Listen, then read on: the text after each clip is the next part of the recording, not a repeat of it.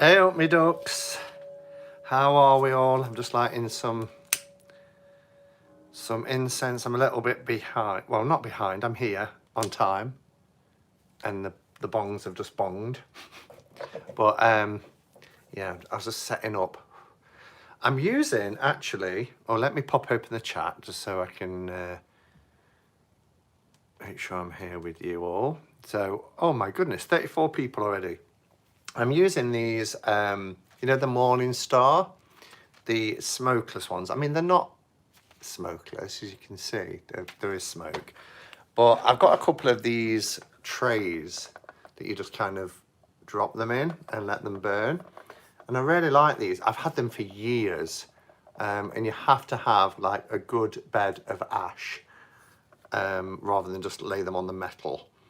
So in our Buddhist group that I used to go to, we used to gift each other little bags of ash from our own trays to start new people off, because if you just try and drop them straight onto a metal, they just don't burn properly, but they burn lovely on a bed of ash. I've got one on my Butsudan, which is my shrine area, if you like, which houses the Gohonzon, which is a Buddhist scroll that we chant Nam-myoho Renge Kyo to. And I had a spare, and I decided to have this out. Not that I'm not going to burn stick incense anymore, I am. But I think it was Jilly at Little Zen Crone who said that this was one of the nicest scents, and it's cedar wood, as you can see there. And it's really nice. So, yeah, but it does give off smoke, but not as much smoke. So I've got that. This is a weird way just to start my live, isn't it? Straight into talking about incense and things. So let's say hello. This is going to take a while because there's already nearly 50 people in the room. So I'll just quickly go through and say hello. So we've got Mr. Chris Egon-Searle, the hardest man in tarot. Hello, my friend. We have Nanda, Trish, Caroline, Elizabeth, Crone's Bones, Lunar Eclipse, the Mystic Rose. And if I miss your name out, I'm really, really sorry. I'm scrolling quite fast. We have Jackie, the Wild One, Kimberly, Celia, Silka, Robin, Viola, Diane, and Aquarius Owl, Tycon, Susie. If I'm thinking as well, I've said names already. So if I'm seeing a name and I don't say it, it's because I think I've already said it and I might not have. So I apologise. Patsy, Isaac, Wisteria, Ruby Owl, Melissa, Spirit Fire, Texas Rose, Anna, Lynn, Jen, Triratna. No, it wasn't Triratna, although I did study with Triratna, Chris. This was SGI, which is Soka Gakkai International. It's a Japanese Buddhist school. Diane, I'm not sure if I said you Diane, but anyway, hello again if I have. The Toke Witch, hello Zane. Selkie, hello Selkie. Maharet, Debbie, Tammy Pie, Andrea, hello, good to see you again.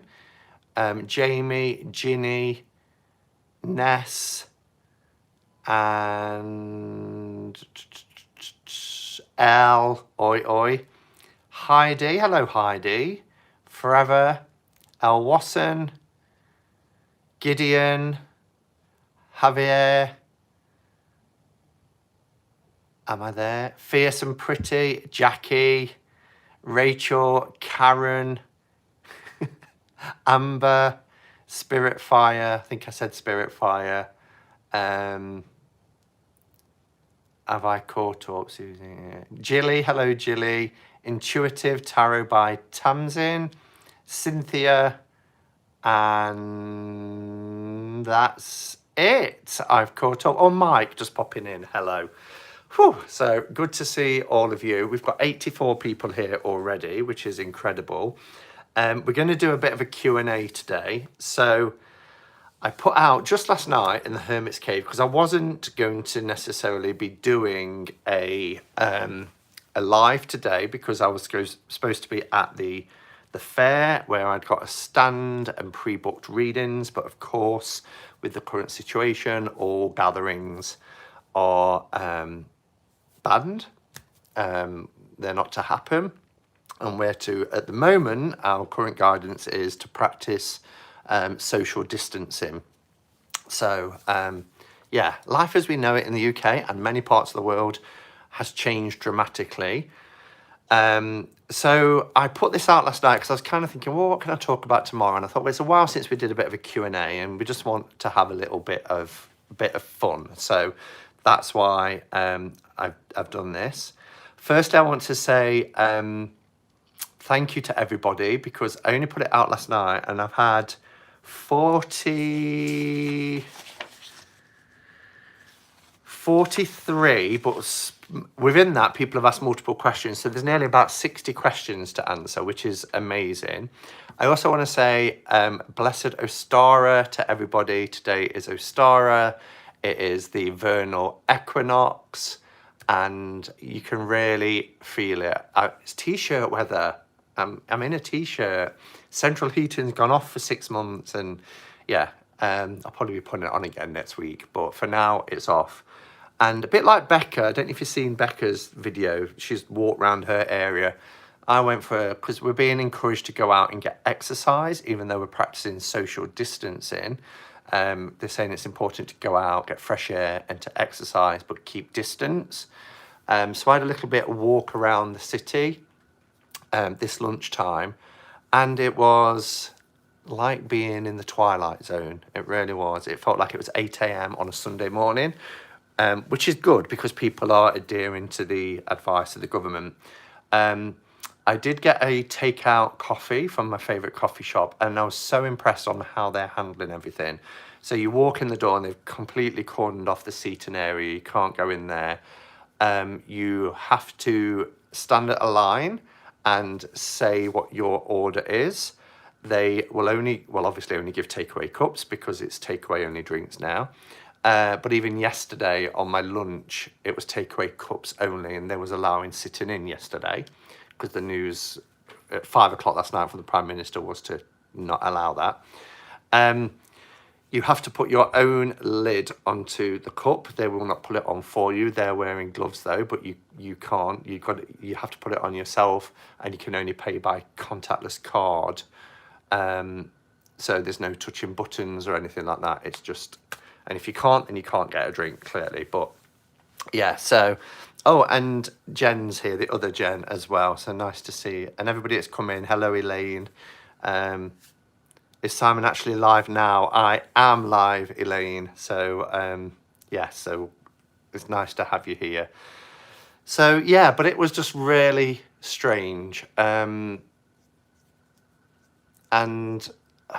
the shops that I know and love, like Ice 9, which I've taken you guys to before and things like that, are closed.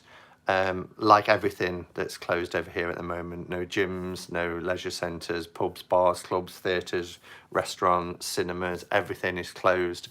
But I'm fearful of some little independent shops. So my learning from this, and something I want to take with me, is when this is over, and this will be over, I do think life will be a little bit different, but I really want to try and support independent shops more. Now, I've always been an advocate for that anyway, and you've heard me say, but we're being advised to go to supermarkets and things, but there is nothing in them. The shelves are empty.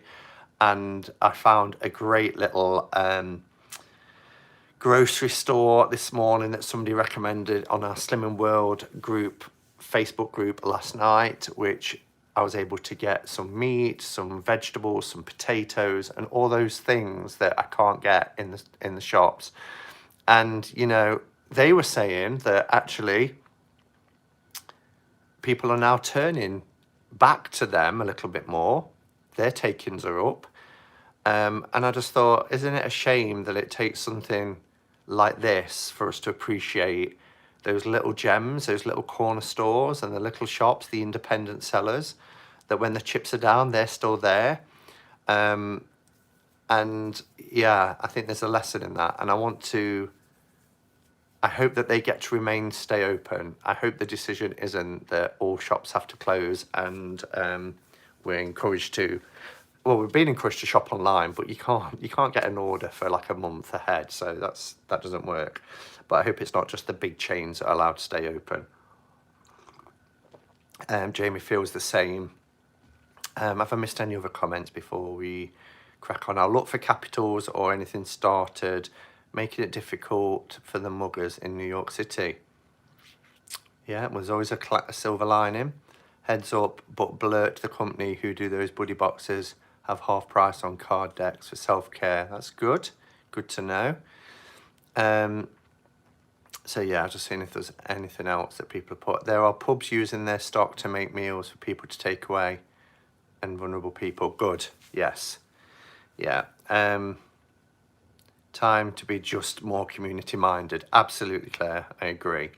And that's, I don't want it to just be during this crisis. I want it to be, something that,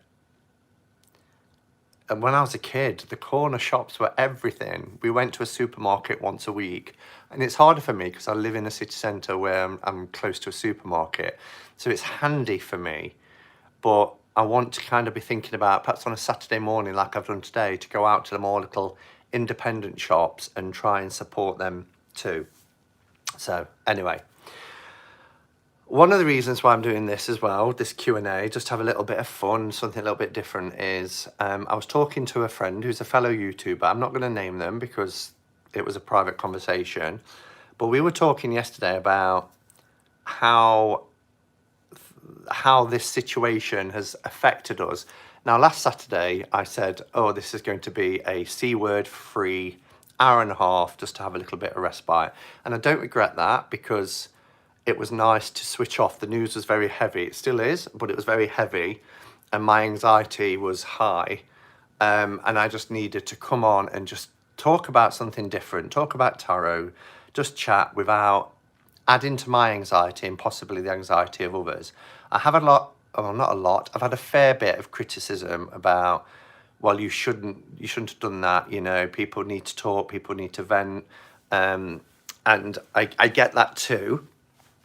But this week in particular, and this is what I was talking to a friend of mine who's also a content creator, was that we haven't really felt like doing content.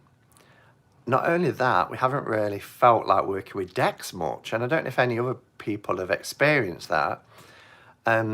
When there are crises and serious things happening, I suppose it should be when we turn to the tarot more. And I was just musing my thoughts, and I said, I'm wondering if I haven't turned to the tarot much this week because I don't want to see what the cards are going to say. Like I'm almost fearful of them, and I don't know if it is that. That might be on an unconscious level, and I've started to think it through. Or maybe there's just so much happening that my mind's quite busy, and I've not really reached for tarot as much. I still do my cards, but I've kind of quickly looked at them and thought, oh, okay, that's interesting. I haven't journaled with them. I haven't spent a lot of time with them like I would normally. And as for content, I've really struggled to put things out. And about Wednesday, I was thinking to myself, well, actually, people aren't expecting me really to do a couple of catch-up and cards, so maybe I won't do one. But I know that that's a slippery slope. And the reason why I said I wouldn't do one is if I was having a stand, which I'm not. And then I got an email from somebody who just said, thank you for still doing content. A lot of people are on lockdown. A lot of people are self-isolating. And other people like you who are putting content out there are, a port in a storm and a rock. And I thought, yeah, actually, I found a lot of comfort going onto YouTube and seeing my favourite content creators still doing stuff. So I'm not doing this, I'm not saying I'm doing this as a public service or anything like that, but I get a lot out of lives because it's a two-way thing. We lift each other up and we support each other. So sometimes it's about pushing through and still doing it because you know that it will be beneficial to do it, for not only for yourself but for others, even though you might just want to get under your duvet in bed and just stay there. So, and as somebody who is a sufferer of anxiety for the best part of my adult life, then with things like this, and particularly in the week, you know, I was really struggling. And I had to say to a few people, I'm just really struggling at the moment. That's why I'm going quiet. That's why I'm not responding to messages. But you also remember, or you're reminded that we're all in the same boat. This isn't something that's happening to me. This is something that's happening to everybody on the planet, more or less, particularly in the countries where they're having the same sort of response to this virus as we're having. And we're a few weeks behind other countries who have been having this kind of, these stringent measures in place for quite some time. So, long rant, but it's just kind of saying that I am here. We are a community that supports each other, and yeah, as long as I'm well enough to do so, I will continue with content. I will continue doing the Throwback Thursdays, the cuppa and catch-ups. I probably won't do interviews for a time, because I think it will just be nice just to have chats and kind of we can lift each other up, particularly for those of us who are isolated and on our own and haven't got anywhere to go because we can't, we're, you know, social distancing. We will hopefully always have the internet, and we will have this platform to still have social interactions. This is one thing the virus cannot, you know, affect us with, unless countries start to reduce internet use, and we're not at that point yet. Okay, I've seen my name flash by a few times, so let's have a look at any questions. So, Jilly says, when we are anxious, we get paralyzed to do the things we know we will. Yes, we do. Absolutely. I think it's a brain chemical thing. Yeah. And we know after we've done it, we're going to feel better and glad that we've done it. But having the motivation and the desire to do it when we're in that anxious state it can be quite crippling. So it's hard. It's really hard. Andrea says, hermits, I think we need to give ourselves time to deal with the feelings and the anxiety before being able to really connect with the cards. Give ourselves time to deal with, yeah. Yes, I think you're right, because it can be a bit cloudy and a bit foggy, can't it? To be able to have that clarity of when you've got your spread in front of you, to be able to see clearly without all that noise and fear and everything else that could influence how you're interpreting the cards. See if there's anything else. Capitals. Forever, where after lives like this really help. Good. I'm glad. Hello, darlings. Hello. Here's Roman, our lovely Tangi. Give thanks to our grocery folks. They can't avoid this mess. Absolutely. And we are here. Yes, we're all here for each other, which is great. Hello, Simon. It's been a while. Thace, hello. So happy to finally to be able to join. It has been a while, and I hope you're doing okay, Thace. Thace used to be one of the admin in the Hermit's Cave Facebook group, and I hope you're doing okay. Any others? Hermit's Cave, can we stay on till midnight? I'm feeling very lonely, especially at night. Oh, Karen, I'd love to be able to. I'm going to stay on as long as I can. Normally it's an hour and a half, but there's a lot of questions, so maybe it'll be a little bit longer than normal. But try and stay on. But I know that feeling. It's really weird because I'm a hermit and I love my own space and I live alone, and on the whole, I like that. And I was talking to Becca just before I came on live, and we was talking about the fact that because we've got restrictions in place, we're more aware of those restrictions, and you want, when something's taken away from you that you took for granted, you want it more. Do you know what I mean? So I might not have had the desire to walk around town today or want to sit in a cafe. I might have done, but I might not have. But because I knew that today I can't and those facilities aren't there anymore, you kind of want it more. So I get what you're saying, Karen, because, you know, you feel lonely or you feel isolated, because whilst somebody like myself who lives a solitary life when at home, I mean, I work, and I work, there's lots of people, but when I live at home, I've got a very solitary life. That's fine because you've got the balance. But when that's taken away and you can't go out and socialise, you can't just sit in a cafe and have a coffee, you can't go to the cinema or socialise with your friends because we've got to do social distancing. I can't go to my mum's tomorrow for Mother's Day and take her some flowers.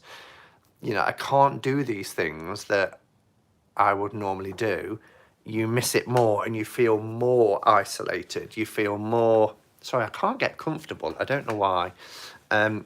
You miss it more when something's gone, don't you? So I totally get that. Yes, nighttime feels very claustrophobic. Sometimes I go out driving around 2 a.m. Yeah. And we can still do that at the moment. I don't know about where you live, but we can still do that. Twist says, just so you know, this is a service. We all need little socialisation, entertainment. And long may it continue. I have been reading a lot of things, as you do. I think a lot of it is conspiracy, but, you know, they're saying that they will start to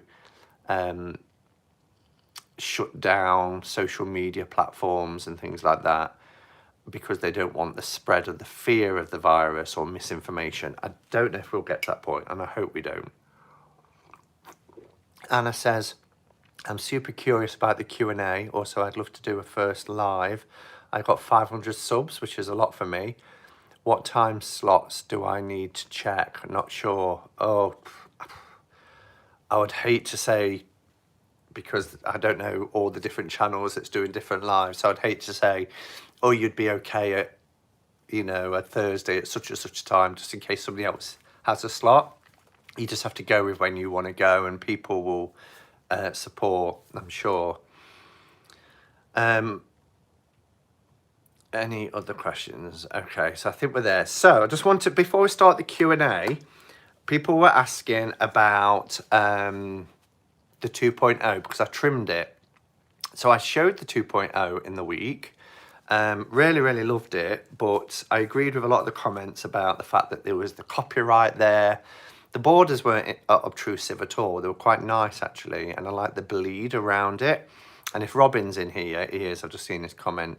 I said I would show it, and somebody asked me to do a video, and I said, well, I won't do a video because I've already done one, but I'll show it and cup it and catch up. So I put it in this little Kelly pouch with the lemniscate, and oh, I like it even more. The backs are the only things that perhaps I'm not too sold on, but it's okay. I've edged it in multiple colours. It's like a shadow. I'm not sure where the shadow is coming from. But yeah, edged it in multiple colours. Don't seem to be the shadow there. Where would the shadow be coming from? I suppose it's the actual camera in front of the window, isn't it? And this is how it looks trimmed. So I did it with a guillotine and a small corner rounder, but I love it. So the copyright and everything's gone. It is on a par now with my dirty Pam.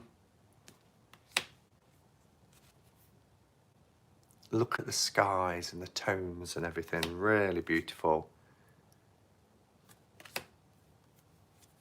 I'll just show a few. Thank you, Heidi.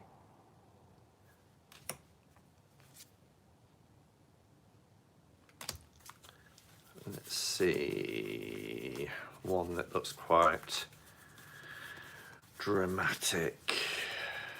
So many of them do. I didn't want to keep showing all the majors, but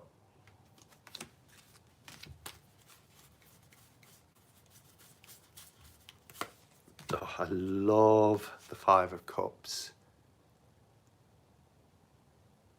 Love these cards. I love the Two of Swords. Ten of Cups is beautiful. So yeah, I was on a whim, and was it Elle? Was it you I was talking to? I was like, I think I might go and trim it. I think I might go and trim it right now while I've got that urge. It took me about an hour, I think, and then about half an hour to edge it. So, oh, look at the strength. So yeah, so that's the 2.0 trimmed.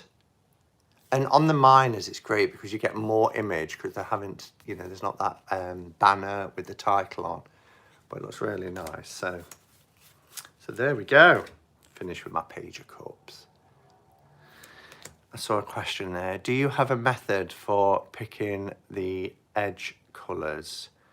I don't do too many. I will never normally go more than 6 colours because then they just kind of go into like, yeah, like a, if you've got too many colours in there, you lose the kind of strips. They're not as vibrant. They don't stand out as much. So I think this has got 6 colours in it, but it's a little bit shadowy, so I can't really show you too much. So this is going to go in my rucksack. I carry a rucksack with me most places, and up until now I've had an albino weight trimmed copy that got damaged. I trimmed it and took off too much of the titles, so I just had it as my bag copy. But I'm going to have that in there. And I found a really cool book whilst I was out and about. I've just been tabbing it and reading through it. I don't know if you've seen this. It's the Little Book of Tarot, but it's only small, so I think it will go really nice in a bag to carry around. And I've tabbed some bits that I just want to point out. Now, this is only $6.99. I got it free because I'd got a voucher for Waterstones, which is our, it's the same company as Barnes & Noble. So it probably will be in there. It is by Zana Eve Chown. Zana Eve Chown. But it's great. I mean, it's got just little bits of information. So, for instance, I've opened on the Hermit. At a glance, upright, soul-searching, solitude, inner guidance, reversed, self-absorption, withdrawal, emptiness. Then it has a quote by somebody. This is Albert Camus, who says, in order to understand the world, one has to turn away from it on occasion. And then it gives you the card. Then it describes the scene. An old man walks alone, high in the mountains, wearing a cloak that covers his face. It is night, and the landscape is stark and empty, a bit like out here at the minute. But he has a staff to lean on and a lantern to show others the way. And then it gives you the meanings. So it's really handy for that. But if you know RWS, and you're probably thinking, why have you bought that? I know what the cards mean. There's so many little gems in this tiny little book. One that I loved is this, which is called The Fool's Journey. And we've often talked about the Fool's Journey through the major arcana, but it takes you step by step. So it says the Fool's Journey is a metaphor for the journey through life. It goes on, I'm not going to read it all. So it starts with the Fool, then the Magician. Like many good heroes, the Fool has 2 sets of parents. The Magician is the Fool's spiritual father. The High Priestess, his spiritual mother. The Empress is his earthly mother. The Emperor is his earthly father. The Hierophant has much, the Fool has much to learn. He goes to school and is taught the rules of society. Then he meets the lovers. He meets a woman who learns about love. The Fool is growing up and must deal with the challenges of the earthly world. He leaves home and sets out on his own, starting to make choices for himself, the Chariot. Worldly experiences strengthen his inner wisdom. Strength. He finds a guide to help him discover the deeper meaning of life. The hermit. The fool learns about the karma of the cycles of life. Wheel of Fortune. He learns about duality and the need for balance. Justice. He has a spiritual awakening and gains a different perspective on life. He is ready to take on the challenges of the spiritual world. The Hanged Man. The fool is reborn. Death. He meets an angel who teaches him to balance the opposing forces that are within him. Temperance. He is tempted by the devil, who challenges him to truly see himself. He reaches a tower and remembers building in his youth and watches it as it is destroyed by lightning. He feels lost and unable to go on. He rests and is comforted by a magical being called Hope, the star. The moon rises and the fool sees a path ahead. It is a familiar one, the one that he glimpsed as a child, the moon. The path leads him to a garden full of sunflowers where he is greeted by a small boy. He recognizes his own inner child and feels truly happy for the first time, the sun. A fiery angel sums up the spectre of the fool's past selves. He meets them with compassion, forgiveness, and they vanish. Judgment. Love that for Judgment. The fool opens his eyes and sees that he is still on the edge of the cliff. He steps over the edge, but does not fall. Instead, he finds himself dancing in the sky, at one with the universe, the world. Isn't that amazing? I just love that. And it's simple, couple of sentences for each one. But I love the cards that I found particularly challenging or triggering, like Judgment. He meets them with compassion, forgiveness, and they vanish. Show the book again, someone's put. So it's called The Little Book of Tarot. And it's full of gems. You've got simple breakdowns of each of the elements. You've got the numbers at a glance. Aces are about beginnings, twos are about balance, threes are about growth, fours are about stability. And it's exactly the basic numerology that I learned. So you could use this with a Marseille or Pip deck. Fives are about our challenges. Sixes about triumph. Sevens about choices. Eights are about movement. Nines are about attainment. And tens are about completion. It's great. Anybody learning the tarot, I've always said get Tarot Bible, and I still stand by it. It's still a brilliant book. But I think I'm going to recommend this to people as well. Gives you easy understandings of the courts to get your head around those challenging court cards. I say that because I found the courts the most challenging. Hi, Kelly. Just noticed you in there. So it talks about the personality and linking people that you know to each of the courts, but it will say something like the rank, page, the age range is child, the energy is beginning, knight, youth, moving, queen, mature feminine, nurturing, king, mature masculine, accompanying. Then it gives you things to remember. Remember, it's important, masculine and feminine energies can apply to both women and men. Absolutely. So it's great for that. And then I'm just going from tab to tab. Look for symbols within each of your card. Flowers mean growth. And it's so obvious, isn't it? How often do we look at pretty flowers? When I see pretty flowers in something like the Empress card, I think about nature. I think about the connection to the earth. I think about being grounded and rooted. Flowers about growth. Archers, we see so many archers, new beginnings. Path, direction. Pillars are about balance.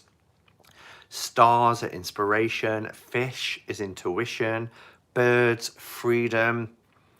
Clouds, ideas. Scrolls are knowledge.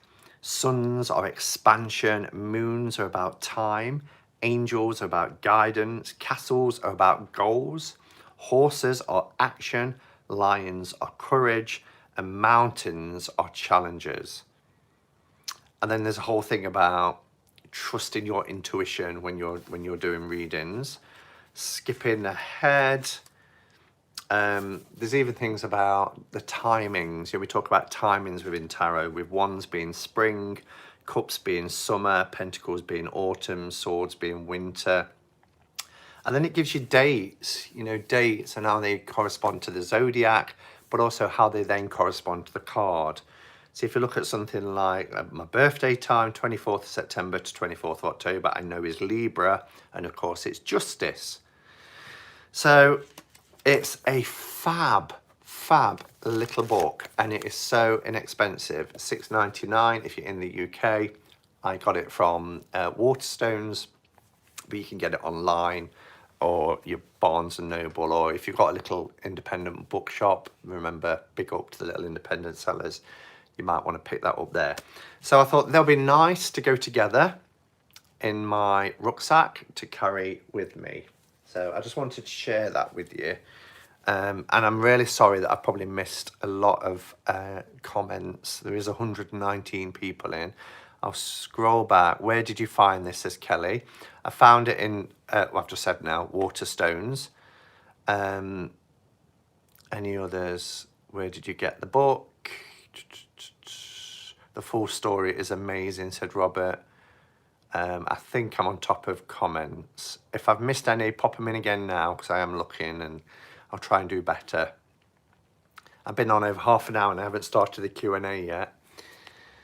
It's on Kindle too, on Amazon. Fab. Simon, wonderful reading from book. Yeah, so nice little, the Wi-Fi sucks here. I have missed some. Oh, I'm really sorry. I know it's been kind of restricted in some areas, isn't it? So thank you to everybody. You really had I had wrist ache from writing out everybody's questions, but some are great. Some might be a little bit repetitive. And what I will say, if I don't read yours out, it's not because I didn't appreciate them, but I don't think everybody looked above. So there was quite a few that was asking the same. So I've just gone with the first person who asked it. And yeah, we'll see how we go. Play along if you want to join in and answer how you would answer it, then that might be fun too. Yeah, and I'll try and remember to read out everybody's name who asked the question. But thank you for the response. As I said, I only put it up last night and over 50 questions. So our first one is from Lucian Gabriel. And what is your all-time favourite movie and why? And I really thought about this because my first reaction is to always say The Shawshank Redemption, because I love that film. Ever since I first saw it back in 1994, it moved me to tears. I thought it was so inspirational. It's a film about hope and never losing hope. But I can honestly say I've got 3 films that have touched me and moved me in some way that it's harder to put one over the other. So my number 1 film is shared by 3 films. Shawshank Redemption, which I just mentioned. Stand By Me. Stand By Me was a film that, as a 16-year-old, watching it, it's certainly, for me, the epitome of a coming-of-age film. I couldn't get it out of my head. Could not get it out of my head for days and weeks. And I kept thinking about it. And of course, I'd seen it in the cinema. So back then, you could rent a video, but it took like 2 years to come to video. And then in the early 90s, they started selling DVDs. Late 80s, early 90s, not DVDs, sorry, video, VHS. And I remember it was one of the first films I actually owned, and I couldn't believe I could own a film.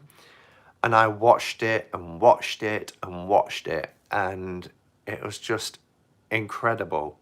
It's still obviously one of my most favourite films. And the other is The Colour Purple. The Colour Purple was groundbreaking.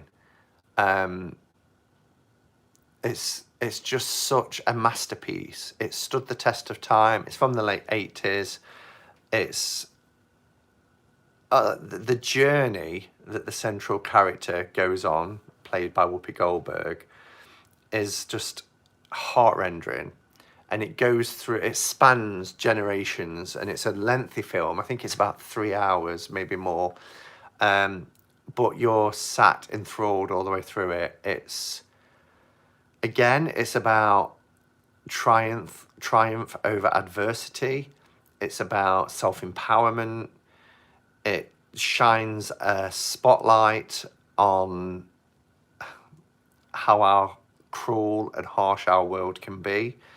But it's a masterpiece, and it's not always an easy watch in parts. And somebody who struggles with injustices, you have to ride that out to be able to get to a place. And whilst not everybody gets what their comeuppance, I like to think that, you know, somehow in the eons of time they will. But the growth of the central character and the transformation of and the strength and the character change is incredible. And also the character change of one of the abusers as well. It's a brilliant film. If you haven't seen it, I don't know where you've been for the last 30 plus years, but do try and see it, because it's a film to see before you die. So they kind of are on a par. Shawshank Redemption, Stand By Me, they're both Stephen King. And The Colour Purple, which is Spielberg, of course. And I'm just seeing all yours, Silver Lining Playbook and things like that, Metropolis. The best line, till you do right by me, everything you think about is going to crumble. Yeah. She does that hand sign when she's saying it, doesn't she? Like she's almost cursing him. Yeah, such a good film.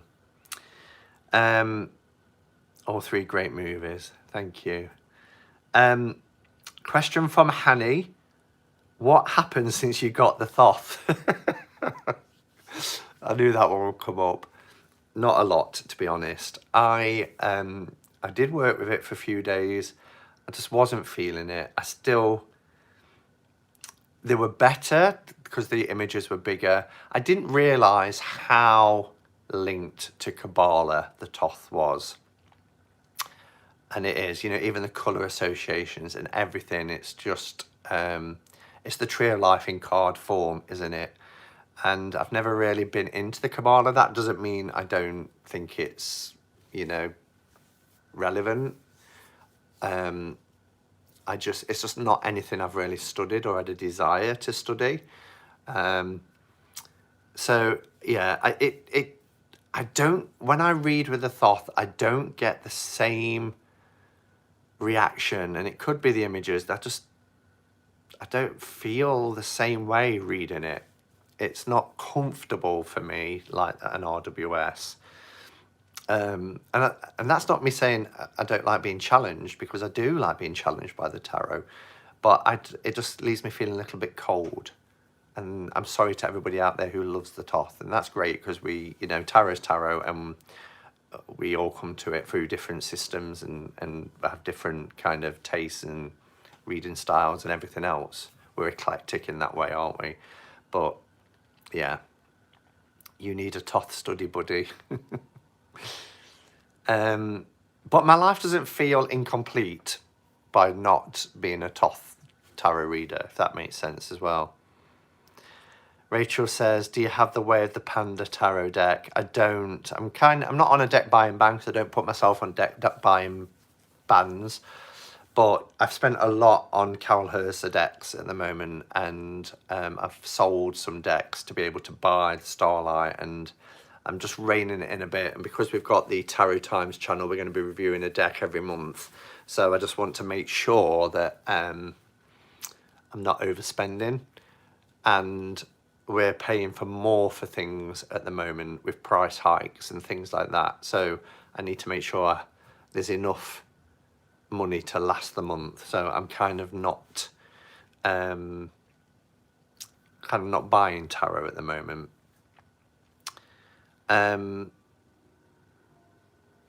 Just ordered. Simon costing me money. Selkie, what have you ordered? What am I costing you money on? So, question 3 is from Laurie Wasson, and it is, how many decks do you officially own now? Everybody likes to know numbers, don't they? So it's probably not as many as people think. They see these decks behind me and think I've got thousands, and I don't. So the number is 512, but that is broken down as follows. I had to use my Libib for this.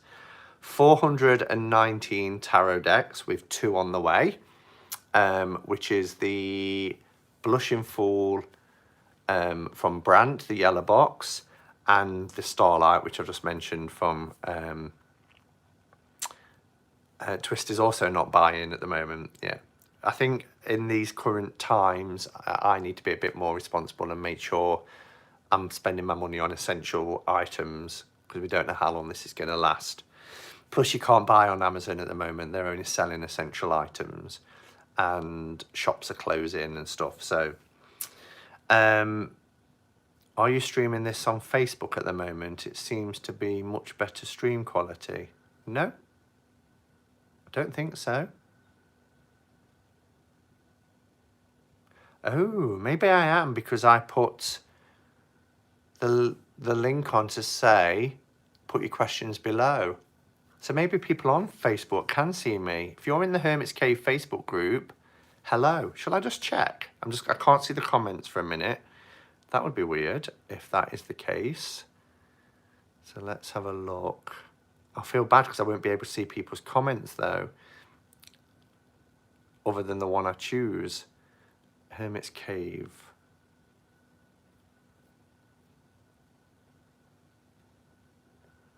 No, I don't think I'm live. I don't think I'm live in there. Can't see.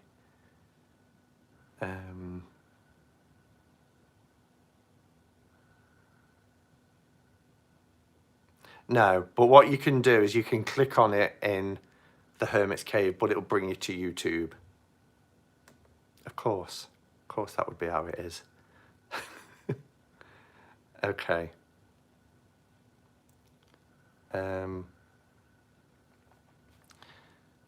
Wait, what? Amazon. Yeah, Amazon are going to be only doing essential items. This last week, you couldn't get next day on Prime. It was like a week's wait because drivers are obviously being stretched, but now it's going to be essential items only.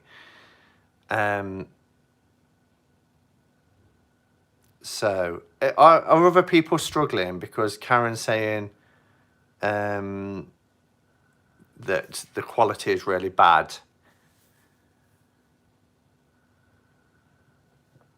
So anyway, let's crack on. So 419 tarot decks plus 2 on the way, 71 oracle decks, and then 22 other. So like Lenormand, Kipper, Sibylla, fortune telling cards and things like that. Looks good here, says Becca. Thank you. It's clear for Tanji, perfectly clear for Kelly. Good. So it might just be that you need to refresh, Karen. Question 4. Lisa Amber asks, have you ever been interested in Lenormand readings? What is your fave? I have tried reading a Lenormand. It's not my preferred system. And if we're using things like fortune telling decks, I prefer Sibylla. But my favourite is the 1889, which I've showed before. And I'll just show you a couple of the cards. These are beautiful. It has the powdery gold edges. The backs are stunning. And the cards, they're matte, and the cards are just absolutely gorgeous. So this is and the linen cardstock. This is my favourite, Lenormand deck. Oh, beautiful. Yeah.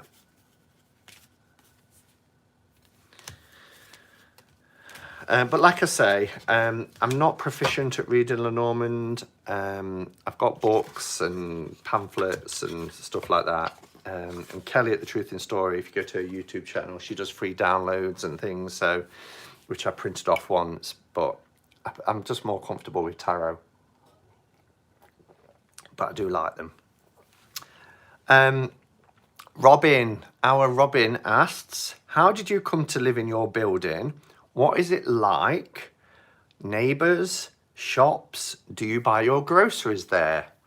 So I came to live here 2006. So I've been here 14 years.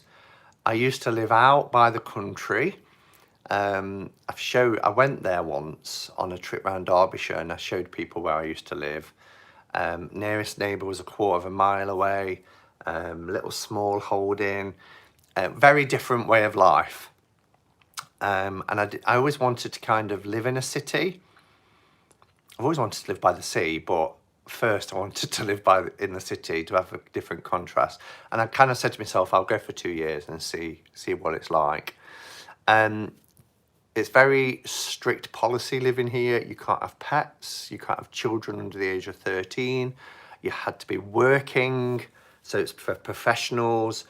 Unless you was in receipt of some sort of disability living allowance, because they can't discriminate.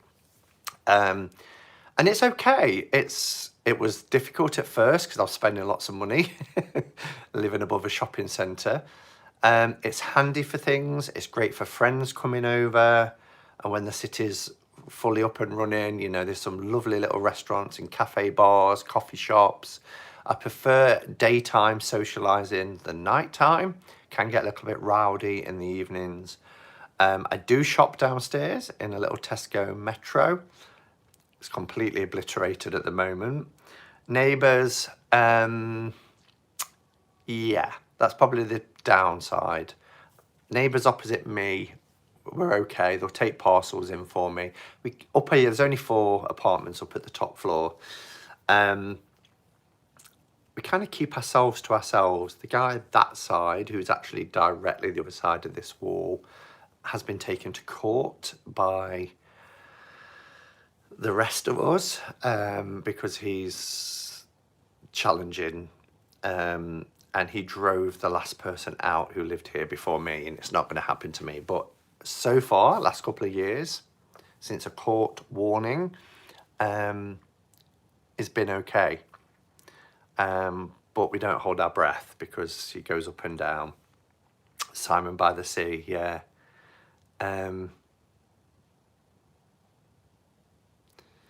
Where are we? So that's what life's like living here, and overall I really like it. And I'm 14 years later. Yeah, there are a few little irks, like the rubbish chute has been broken for 2 years. Third world problems, I know, but they're just not quick to do things like that. We're supposed to be having new windows because a lot of them, just the brackets that hold them are too weak, so they kept breaking. They don't make the parts for them anymore. And repairs generally aren't very good. I left Los Angeles and relocated to the mountains of South California a few years ago. I do not regret it. It's allowed me to delve into my metaphysical practice. Yeah, so that's nice. And the neighbour sounds like a real pill. So sorry you're dealing with that. Yeah, but it's been okay for, yes, the guy who drills, Becca, he's refusing to let people in to put the water sprinklers in, which will probably mean he'll get evicted anyway.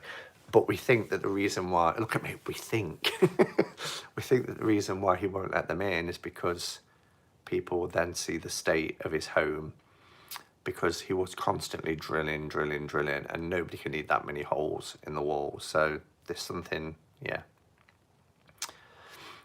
Loving this chat, Simon. Thank you, Billy. So question 6 is by Angela Portillo, who says, thoughts on Shaun of the Dead? I know what you're doing there, and Angela. I have the DVD. Love Simon Pegg.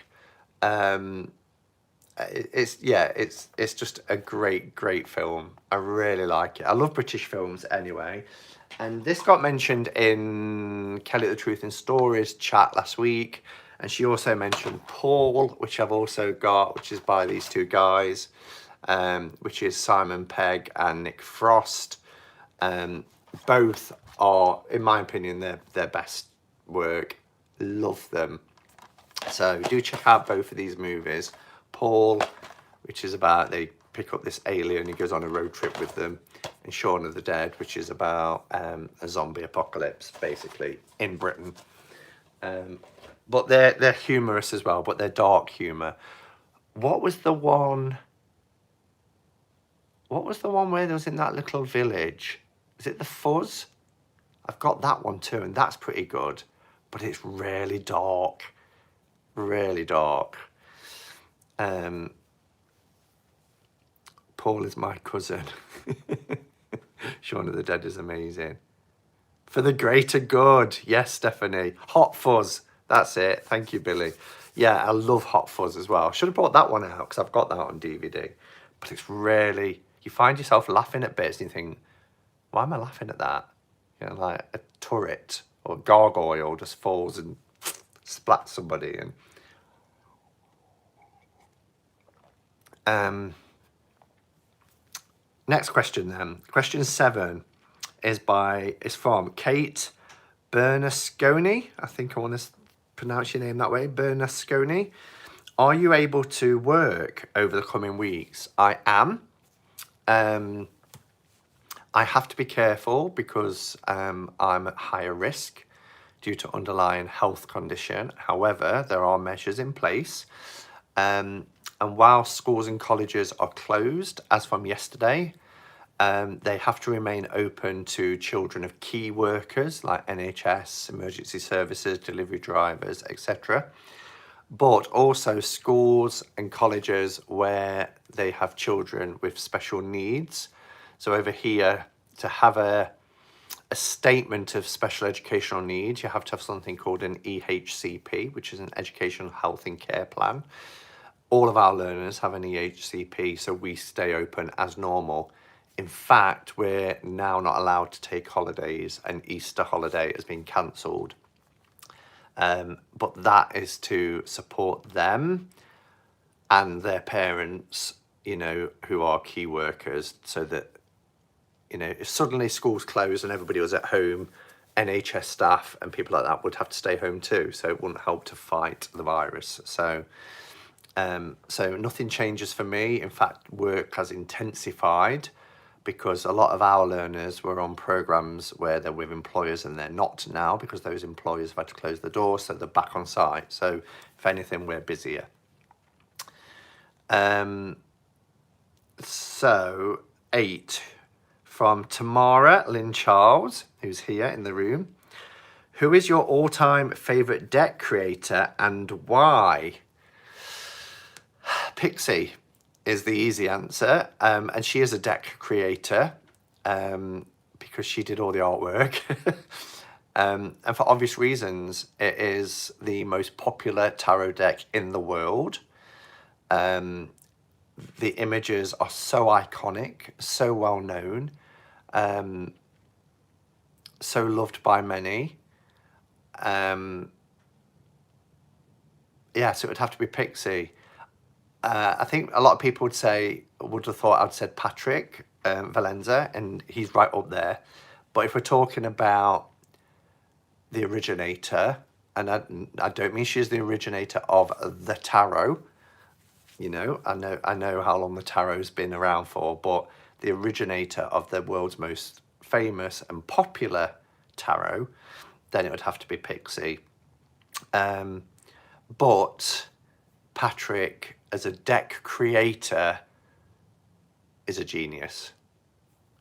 From his art style to the type of decks he's producing with their backstories and everything else, his whole kind of marketing is just amazing. So yeah, Patrick's right up there. I keep looking for comments as well, but I haven't seen any, so I'll just plow on. 9 is from our Donna, Ozark Oracle, who says, top 3 songs besides Disco Duck. So, it's really hard because, like film and book, it's hard to narrow it down. But I've got 2 songs that in my phone, and I'm putting it out here in the world. If anything happens to me and I pop me clogs, get this message across to my family. In my phone, they'll have to put it in front of my face for face recognition. In my music, I have a file called Funeral Songs. I know this sounds really morbid, but you have to plan. My all-time favourite song ever is The Power of Love by Frankie Goes to Hollywood. That year, there were 3 songs that were released called The Power of Love. Jennifer Rush's, which was #1 for like forever, it felt like. Huey Lewis in the News from the song from Back to the Future. But Christmas 1986, the song came out from Frankie Goes to Hollywood called The Power of Love. And I think it is one of the most beautiful songs ever written. And I get chills when I listen to it. I get teary when I listen to it because I listen to every word. The emotion in that guy's voice, Holly Johnson, is just amazing. So that is my all-time favourite song. But I also want Make Your Own Kind of Music by Mama Cass. Love that song. It's my anthem. You know, basically it's saying, make your own kind of music, sing your own special song, even if nobody else sings along. And it's just telling you really to live your own life, be your authentic self, walk your own journey, whether people get you or not, or follow you or not, or support you or not. Be true to yourself. And yeah, it's a beautiful song. So make your own kind of music by Mama Cass. And then my third, because Donna asked for 3, my third favourite song is Life on Mars by David Bowie. Whenever that song, and I'm getting emotional, this is ridiculous. Whenever that song starts up, I don't know, there's just a chemical reaction. And now, you know, the hairs on the back of my neck and everything, just the start of it and the way it builds and then the crescendo, it's just, goose pimples. Love it. Can't ever get bored of hearing that song. So it was featured in Dexter. It put me off. What was which song? Is there Life on Mars? Yeah, it's brilliant. A lot of people agreeing. Now I've got goose pimples. Yeah, it's just... And there was a series over here, British series, probably about 10, 12 years ago, called Life on Mars. It was followed up with another series called Ashes to Ashes. But it was about a cop who was shot and woke up from a coma, and he was in 1973. And that song was the theme song, and it was brilliant. It was a brilliant series. I've got the box set of it. Okay, 10. We might be here a while. Katie Streeter asks, a genie grants you 3 wishes. What would they be? And I can't do the childish response of 3 more wishes and all that sort of thing. So, firstly, an end to this. An end to viruses. An end to things that mean that people are losing their lives, getting sick. You know, famines and plagues and pestilence and viruses. And it seems sometimes that Mother Nature, you know, is constantly trying to fight back. And I think we need to learn a lesson sometimes and treat her a little bit better than how we are, because I don't know if people have seen like satellite images. Becca mentioned this in one of her lives over China. Since this has happened, since this outbreak has happened, the earth is breathing again, you know, and it's not being as polluted. And sometimes you just think, don't you, well, sometimes Mother Nature will take things out of our hands to survive, and we should take heed. And I'm not just talking about the current situation, I'm just talking about in general. You know, she fights back with forces of nature. So that would be my first wish. My second wish would just be for everybody to be able to have a happy and healthy life and a long life, you know. And it kind of ties in with the first one, but I just wish that everybody that was born is given that, you know, given that chance for health and happiness. I hate to see people suffering and living a life of poverty or misery. So my second wish would just be that everybody that's born is able to have a happy, healthy, and long life. And my third wish would be an end to any sort of hatred, injustice, or intolerance. I'd want that to be completely eradicated from the face of the earth, because I don't get it and I don't understand it. So I want that gone. That would be my wish. So that's my three wishes. Question 11 is from Lena Lipinski. And Lena asks, how do you feel about incorporating crystals into readings? I don't incorporate them into readings. I have them all around my reading space for energy, and also I like to have all of the elements represented when I'm doing readings. So I have my incense for air, I have, you know, water bottles, I have my crystals for the earth, I have candles for fire. I like to have the elements there, but I don't incorporate them into, you know, let's pull a crystal and I'll pull a calcite and that's saying that in relation to this card. So I don't incorporate them in that way. I'd like to learn that more. And I have seen, you know, tarot correspondences with crystals. So yeah, that's my response to that. Karen Tung Ong, I hope I'm saying that right. Karen, I know you're here. She asked, what's the first book that made a childhood impression on you? And I had to really think about this because there was kind of two.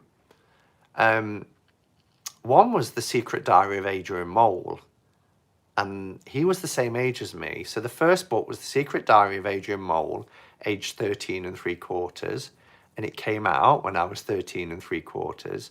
So I bought it, and the way he wrote about how he saw the world just made sense to me. And it was supposed to not, you know, everybody else at school was reading it and laughing about him and saying, oh, crikey, you know, isn't he weird? And I was like, no, I see it exactly the same way, you know. And the adolescent challenges that he went through, I went through. And it was just a character that I could relate to. And he grew up and I grew up. And I was even buying his books when he was 40 and I was 40. I mean, Sue Townsend, the author, has passed away now, so there won't be any more. But, you know, things like the cappuccino years when he was working, and it was just a great journey. And I really loved his books. But in terms of spiritual books, at the same time that I was reading Adrian Mole and everybody else was reading Adrian Mole at school, I found a book that my mum had got on her bookshelf, and I read it, and it was by a medium called Doris Stokes, who was quite a famous medium in the 80s in this country, and it was called Whispering Voices. And I remember reading it. I was poorly and I was off school, and I was just like, I need something to read, and I went to my mum's bookshelf and I pulled it off and I read it, and I was absolutely fascinated by this woman. And a neighbour next door but one to where we lived, her daughter, who was 3, went for an operation and didn't survive it. And she had gone to see Doris Stokes and received a message. In the theatre in Nottingham, she was called out, she stood up and she got a message. And it gave her a lot of comfort. And I think that's why my mum had bought the book. But I can't be 100% sure on that. But there was that connection. I remember thinking, oh, this is the lady that, I nearly said her name then, went to see. And then I ended up saving my pocket money and buying her other books. I think one was called A Whisper in My Ear or something like that. The only thing, and I've shared this before, Doris Stokes, that's a name from the past. The only thing that I remember reading a few years later when she passed away herself, her husband had said that she was terrified. On her deathbed, she didn't want to go. She was terrified. And I can remember she'd been a cancer survivor and she had been through numerous operations and had things removed and stuff like that. And in her book, she'd put, I don't fear death. I've had a long time to prepare for it. And somebody had joked, you know, they really want you on the other side, on the other side, Doris. They're taking you bit by bit. And she joked about it and she said, you know, death is nothing to be feared. And then I suppose until you're really faced with it, though, we don't know how we're going to respond, do we? Or how we're going to react. So, The Queen and I, yeah, I read that book as well. It was funny, but Adrian Mole was where I really appreciated her the most. So yeah, so those 2 books. Question 13 is by Lainey Murphy. And Lainey says, if you could holiday anywhere in the world, where would it be? There's so many destinations I want to get to. I want to go to New York. I'd love to go to Thailand. I'd love to visit India. I'd love to go to Australia. I'd love, actually, one of my dreams from being a young teenager would be to drive from New York, from the East Coast to the West Coast, stopping off in as many different locations as I could, but to go across the states. Who would it be? I can travel solo, and I did travel solo a couple of years ago, but what made that really special was the people I met up with along the way. So as long as there are like-minded souls and people I class as friends, that would make it even more special, I think. So, yeah. I'm not a person, I've never been a person, even though I want to live by the sea, I've never been a person who can just do beach holidays or go to resorts and lay by the pool on a sun lounger. I can't do that. With my ADD, I'm constantly wanting to do things. I like to plan itineraries. I'm going to do that day, and I'm going to get up at this time, I'm going to do this, and I plan everything out. I can be quite exhausting for other people. My friend Jen, when we've gone to city breaks together, she's like, can we just not set an alarm? Can we just wake up whenever? And I'm like, are you mad? We'll miss the opportunity. Carpe diem, come on, let's get out there, let's explore. And that's how I am. Elaine says, I have a piece that was sent to me. It's quite unreal. Thank you, Simon. That is my question, re the holidays. I am Lainey on my Facebook page. Lainey Murphy, of course, Elaine Murphy. Why did I not make that connection? Well, I hope I've answered the question all right for you, Elaine. 14, Kerry Powell asks, what was your first spiritual experience? I've always had spiritual experiences. I shared a video called My Journey to Tarot, or My Path to Tarot, way back when I first started the channel. I used to have more spiritual experiences as a child than I've ever had as an adult. I am convinced I've had visitations and spoken to beings from either a spirit world or another realm. I've had lots of experiences. The first I remember, and I've shared it, is a lady who appeared in my bedroom that I had a conversation with. I can still see her now, and I'd be about 4, maybe 5.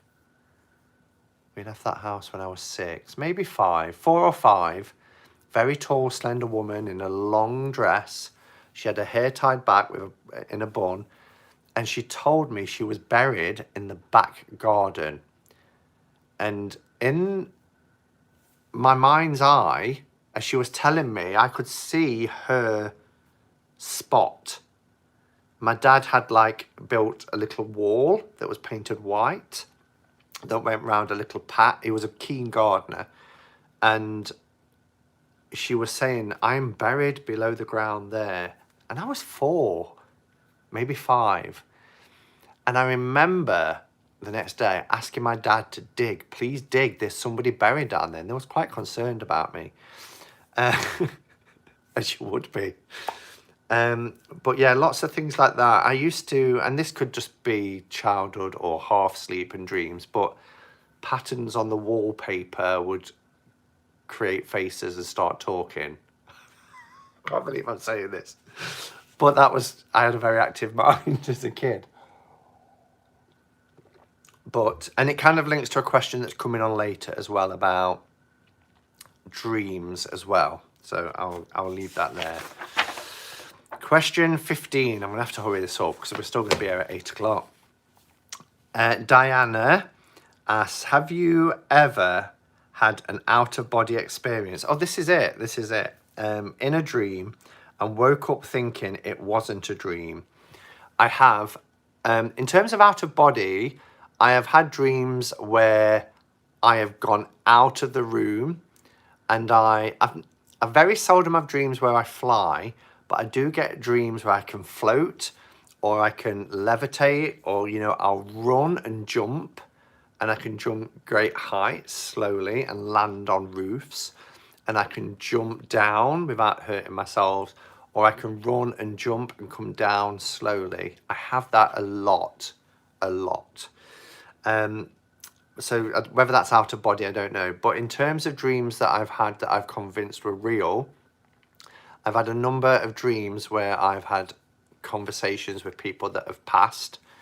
My dad a few times, and I'm convinced that that is my soul, my spirit connecting with his, because conversations and very honest conversations about stuff and what it was like to die and the other side, that I've woke up and I've been 100% convinced that that was an actual soul connection between this world and the spirit world. Slow-mo dreams are the best. Yeah, it's just, I have that more than any other. And it's a wonderful feeling, isn't it? A really wonderful feeling. I might have to close the blinds soon. We'll just see how we go.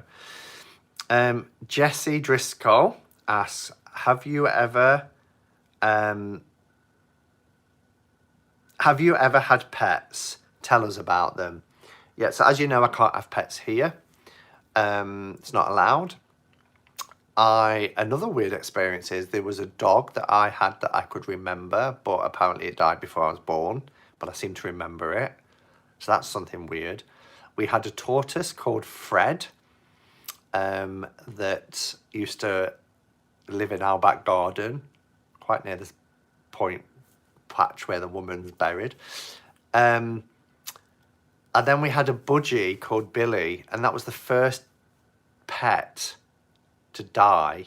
And I remember being so traumatized. It was Boxing Day when I was a kid, and it wasn't quite right. And my dad made a joke, something like, oh, well, if it dies on Christmas Eve, at least we've got something to have for our Christmas dinner, just as a joke to try.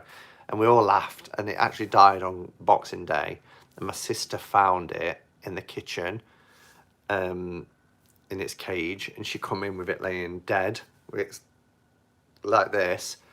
And I remember being so traumatized that my budgie had died. I cried for like days because I'd never experienced anything dying before. So So yeah, so that they were the pets. My mum wasn't really one for pets. I was allowed a cat once.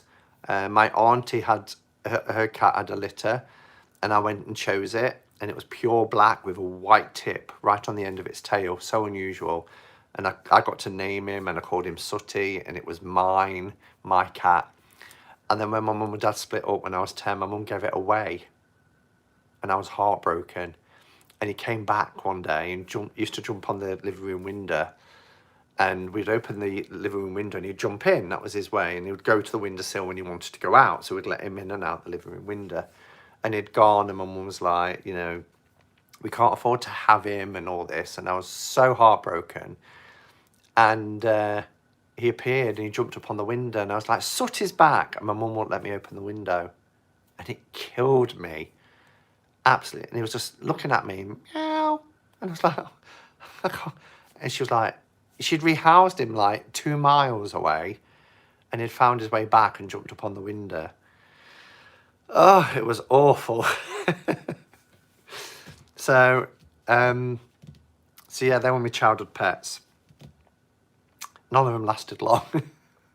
Have I traumatized you all? I was like, oh my God. That's so sad. It was, yeah, it was really sad. Paula Cunliffe, sorry, says her son wants to know who your favourite superhero is. I put this t-shirt on especially to answer this question. Batman. I love anything to do with Batman films. I think the character's quite dark, quite edgy, depending on what comic book series. But yeah, I really like Batman, and I like the characters around Batman as well, like Penguin and the Joker and Catwoman. I love Batman. When I was a kid, it was the Bionic Man. I wanted to be the Bionic Man. Most boys of my age wanted to be the Bionic Man. But yeah, Batman. I've got Batman pajamas. I've got a Batman onesie. I love Batman. And then there is a 2-part question, because she said that's what her son wants to know. But she would like to know my favourite Erasure song. And she also asked if I've ever been to a fortune teller and did it come true. Favourite Erasure song is called Drama from 1989. You know, songs connect you to a place and a time. Whenever I hear that song, I feel exactly the same as I did as that 18-year-old, going through what I was going through, having my heart broken, and everything about. I was living in a bit of a commune, a 3-story house, and we lived on all 3 stories. We shared a kitchen and a living space. It was happy times, and I was at college, but yeah, you know how sometimes you play a song, and you're just back there. Time just melts away, and you are back there. That song always does it for me, and that's my favourite ever Erasure song. Batman is Bennett's favourite too, says Gilly. That's good to know. You and my hubby would get along well. He's Batman obsessed, says Jen. Wow, all these Batman fans. I Love to Hate You is a great song, Tanji. Love it. Same time, you know. So yeah, so drama. And then, have I ever been to a fortune teller and did it come true? First one I ever went to, 1990, was terrible, at the seaside. It was palm reading, and she was like, well, you work with your hands, don't you? I was like, well, who doesn't? I was like, yes. I worked in retail at the time. She went, gardener. I was like, no. She went, electrician. I was like, no. Plumber. She went through nearly, and then she just said, well, what do you do? I said, I work in a shop. Yes, tills. You work with tills. And it was just ridiculous. And at the end of it, she was like, are you happy with your reading? I was like, yes. Yeah, here's £15. But she'd got this thing up outside, you know, clairvoyant to the stars. And there's a big picture of Pat Phoenix, who was an actor in Coronation Street, and Barbara Windsor and all these people. And I was like, oh, she must be good. She wasn't. And then last year, in March, So exactly this time last year, I went to my friends Lizzie and Ian do a mind, body, spirit type fair.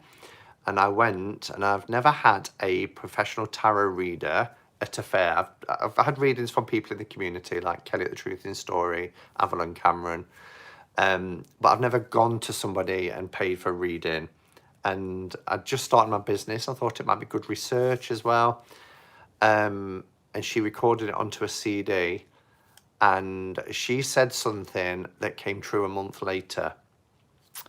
And at the time when she said it, I was like, I'm not quite sure who that would be or what that's relating to. And then I spoke to a couple of other people, some friends, and they said, we think it's referring to this. And then a month later, it all happened. Everything, it all happened. So yes to the second one. And I've since listened to the reading on CD and I'm like, wow, I couldn't place hardly any of this stuff at the time. And I was kind of blasé about it. But now, sometimes when you see it and you look back, you kind of like, yes, Elle. You kind of, it can blow you away, can't it? And that's why with my readings, I always do them recorded onto YouTube because you've got that copy forever and you can look back. And so many people got back to me saying, you know, when you said this. So yeah, okay, let's press on. What crystals do you wear or carry on yourself? Well, I always wear underneath my clothes, underneath my top, this, which is Presley Blue Stone, which is the Stonehenge stone, and it has a little Celtic design on either side. One of my favourite pieces of jewellery is this that Jessie Driscoll made for me, which I love, with this pentacle in the middle. I forgot the name of this stone again. She said it in the interview that I did. I don't know if Jessie's here or not. But yeah, I love that as well. So, yeah. Did Simon ever make that announcement about his professional readings? No. So I'll do it now. I was going to kind of do a quick video about it, but I'll mention it now. I've closed my shop. Number of reasons, really. There's a lot happening at the moment, and again, I am the sort of person who has to manage my anxieties and things. And as much as I love doing them, and I do love doing them, I can't control when people buy them, and sometimes I can go a week or so without any readings, and then all of a sudden there'll be 3 at once, and I get panicky about how much I've got to do at work and everything else, and trying to get the readings in. Also, there's anxieties around tax returns and getting all that right, and although I've been very blessed on that. The shop as well on the website was being hit with spam accounts and fake accounts, and it was just becoming quite a nightmare. So what I've decided to do is all the readings I was doing, the money that I was getting, I was buying tarot decks with. That's what it was for. It was supporting my addiction. No, it was supporting my hobby and my interest and my love for tarot. However, if somebody bought a 3-card reading, which is the lowest one you could get, which was £15, £5 of that is gone straight away on tax and insurance, because it's a third that you have to put aside. PayPal take a cut when it comes in. They also take a cut when you take it out. I was getting about £8, you know, for a reading. The time you've recorded it, well, no editing, because I don't edit, they're just as they are. But, you know, putting a title on, downloading back to my iPad, uploading, sending the link, doing my paperwork, it wasn't a lot. So what I decided is, after the 1st of April, if anybody wants a reading, then I'm going to do readings for decks. I think that's the easiest way, because that's all I was doing them for anyway. The money was going, you know, straight onto, oh, I can get that deck now, I've had this. So I will just probably on my website or on YouTube just put a wish list up, and rather than people buy a reading from me, we'll do an exchange. I will do a reading for a deck. And there won't be price structures, you know, I will just do the 9 card reading, which was the middle one that I did. You could have a 3 card, 9 card, or a 13 card year ahead spread.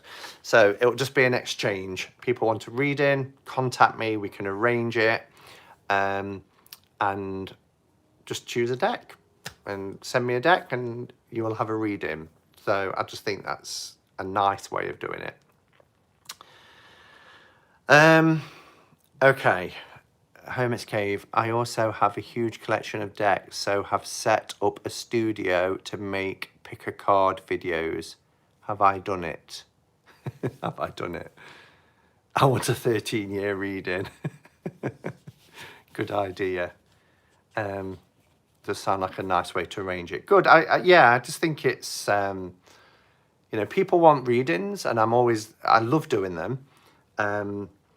But, you know, there won't necessarily, we can arrange a suitable time, because when somebody just buys, it lands.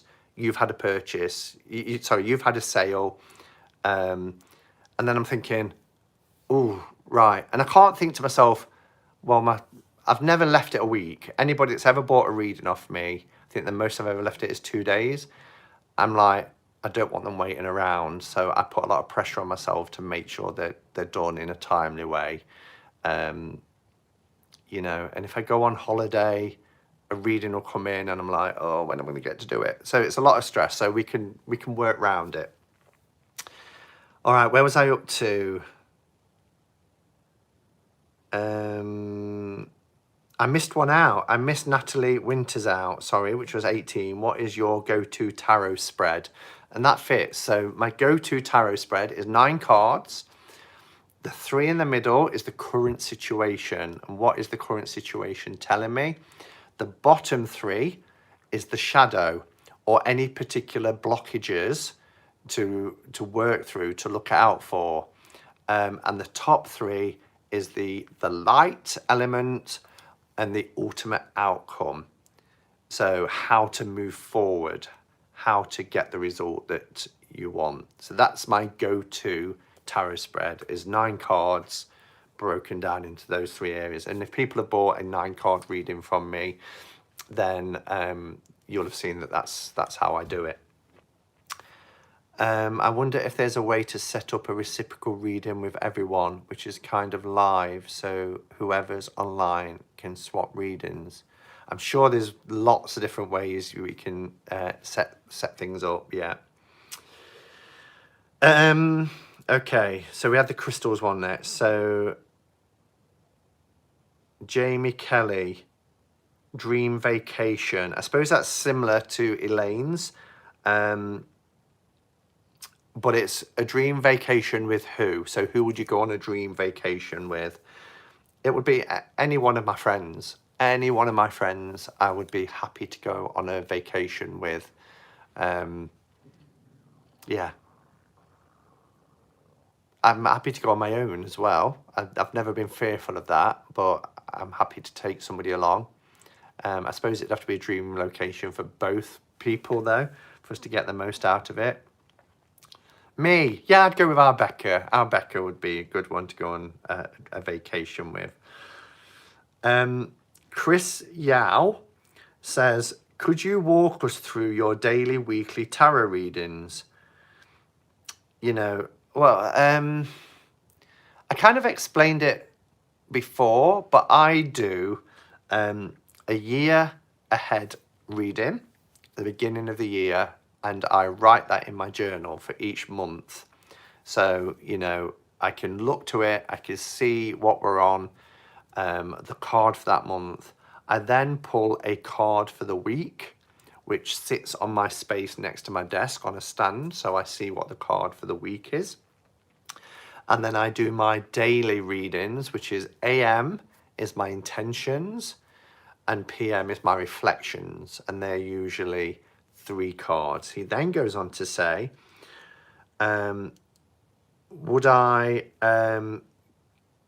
what event would prompt a deeper reading? So like my 9 cards or something more. It would be if I've got a big decision to make about something. So, you know, if I'm going for a promotion or I'm going for a particular job or just any kind of big life decisions, I would do a deeper reading and I would journal in depth about that. Would you consider doing a vlog or montage?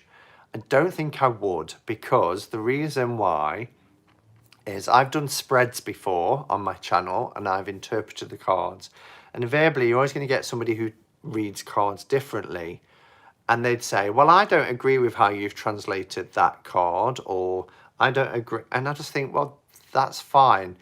I think when you put spreads out and you do readings, it's almost like people think you're asking for feedback or critique. And it's fine if people want to do that, but readings, I find, are very personal things. And just because somebody else would read it a certain way doesn't make your way of reading it right or wrong. There isn't. It's tarot. We use our intuition as well as the basic meaning. So I don't mind if people say, well, there is another way of looking at that, but I don't know. I think sometimes people can be a bit critical. Would I do a vlog or montage of my own personal readings? Probably not, because in the same way as if I was to do a reading for somebody else, I wouldn't share that with anybody. It's personal to that person. Everything's personal if you're a person. But it's the same for us. It's a personal thing. It's like, would I vlog having a bath? Would I vlog brushing my teeth? I wouldn't. The personal things, and it's so part of my practice that I don't know how comfortable I would be doing a montage or a vlog.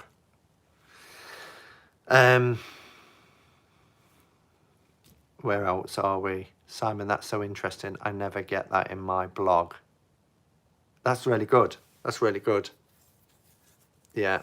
And I just kind of steer away from that. I would do, you know, I'll talk about cards, and every year I always do my year ahead card and I talk about the significance of that card. But when I've shared spreads before in particular, I've had that. Neem Thomas says, what's your favourite thing you love about yourself? And I had to go back to Neem and say, this is a really hard one, because love about yourself, because it is hard. We should love ourselves, but it's really hard, isn't it? Say, I love this about myself. But what I would say is, one thing I pride myself on, and probably the most... Oh, I'm squirming. It's difficult. I think I'm a genuine person, and people who have met me and spent time with me will always say the same thing. You're just like you are, you know, if I see you on YouTube. And I like to think that I'm genuine. I like to think that I'm loyal. And that's probably something I love about myself the most. Whether that's to an employer, whether it's within a friendship, within a relationship. I am somebody that can never cheat if I was in a relationship. I've been cheated on and I know how it feels. I could never do it. And I'm not judging people who have. And there's, you know, reasons, and people have open relationships and lots of different things like that, and you can't help who you fall in love with. I get it. But I'm loyal, really loyal in friendships, to employers, to things that I commit myself to. And I think I'm genuine, and I'm friendly with my friends. And what I would add as well is I've never betrayed a trust. If somebody says to knowingly, if somebody says to me, I need to tell you something, it's in confidence, then you can guarantee I would never betray that trust. True Libran, my dear, says Elaine. Stop being English, Simon. It's just, maybe it is an English thing, but to sit and say what I love about myself, And I'm somebody that spent a lot of time getting to like myself. So to say that I love myself or love elements about myself is something I'm still working on. Let's put it that way. Moving on. Sonia says, how many tarot cards to light? How many tarot cards to light a light bulb? To light a light bulb, or should it be change a light bulb? I might have written it wrong. But one tarot card to light a light bulb. And it's my Hermit. Because the Hermit, well, why do we put on a light? Why do we switch on a light switch and put a light bulb on? Because we want to see things more clearly. We want to shine a light on something. We want to find things. We put the light on so that we can see. And with the Hermit, he is lighting the way for others, but actually it's very close to him and is in the dark. So he's lighting his own space. And actually, you know, when we say things like, light bulb moment, the light that we need to switch on, which the Hermit reminds us, is our inner light so that we can see things more clearly. We can, you know, illuminate within. We can switch that light on so we can process things and see things more clearly and tap into that reservoir of knowledge that's within each of us. So we only need one tarot card. There are others, of course there are, but for me, it's about the Hermit and switching on our own light. Just like we switch on the light in the room, which I'm going to do so shortly because it's getting dark, to see things more clearly. Shine a light on it, a bit like me under this spotlight. Jen says, yes, agree, Simon, but I'm not sure what to now. The Hermit is my card for the day. Yay. I might need a toilet break in a minute. We're halfway there. Gosh, and I've gone over time. The next one is from Mendy, number 24. If you could keep one deck which isn't an RWS deck, as in the traditional RWS deck, what would it be? That is really hard. But I still think you mean an RWS style deck, but not the traditional RWS, which is, you know, Pixies or my Blushing Fool or something like that, because they know I would answer with the Blushing Fool. I've got my favourite decks here. It would probably be either the Pagan Otherworlds. This is the one I edged in gold. The Pagan Otherworlds, because it is just a stunningly gorgeous work of art. And it's kind of not RWS and not Marseille. It's a bit of a in-between, but it's got links to RWS. So that's a beautiful deck. So either Pagan Otherworlds, and I know it said one, but I'm not sure. Either that or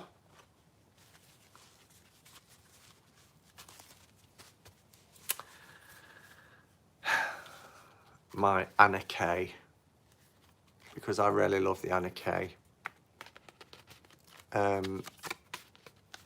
So it could be that one as well. It's just hard because I love them both.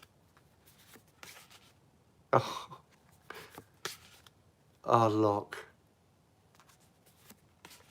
So yeah, either the Anna K or Pagan Otherworlds, but there's so many, and thankfully, or hopefully, I'll never be in that situation where I have to choose. This is all hypothetical, isn't it?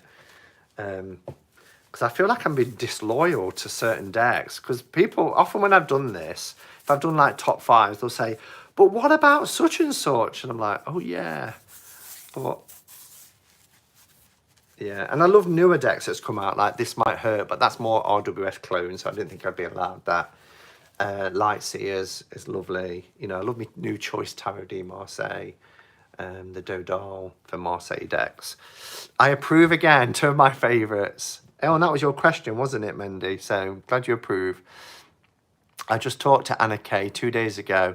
She has had to close her business, primary business. So debt purchases are key right now for her.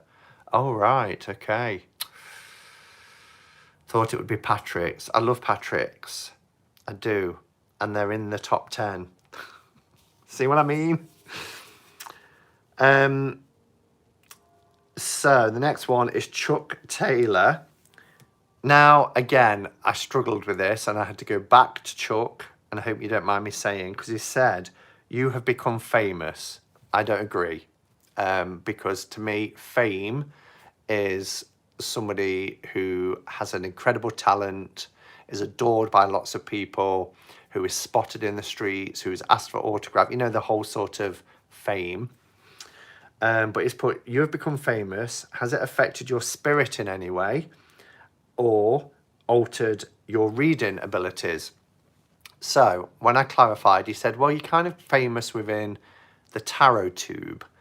So I'm going to change it to well-known because I'm not comfortable with famous as a concept. So I might be well-known within the tarot tube sphere, but it's a very tiny niche corner of YouTube. You know, I don't have a million subs, but I am pleased with how the channel has grown and developed. Has it altered my spirit in any way? Yes, I think it has. In positive ways, it's altered my spirit because every life touches another, and I've been touched by so many people in this community. It's altered my spirit because I have had highs and lows since being here. Some tremendous highs, like the tarot meetup, Tarathon, doing that for a couple of years. So many things, the interviews, meeting people. But I've had some crashing lows as well that has strengthened me, but been challenging. So it has at times altered my spirit. In terms of reading abilities, yes, again, because I never thought I would be a professional reader. And I remember my early days on my channel, some tag questions, and I'd be like, no, I'll never be a professional reader.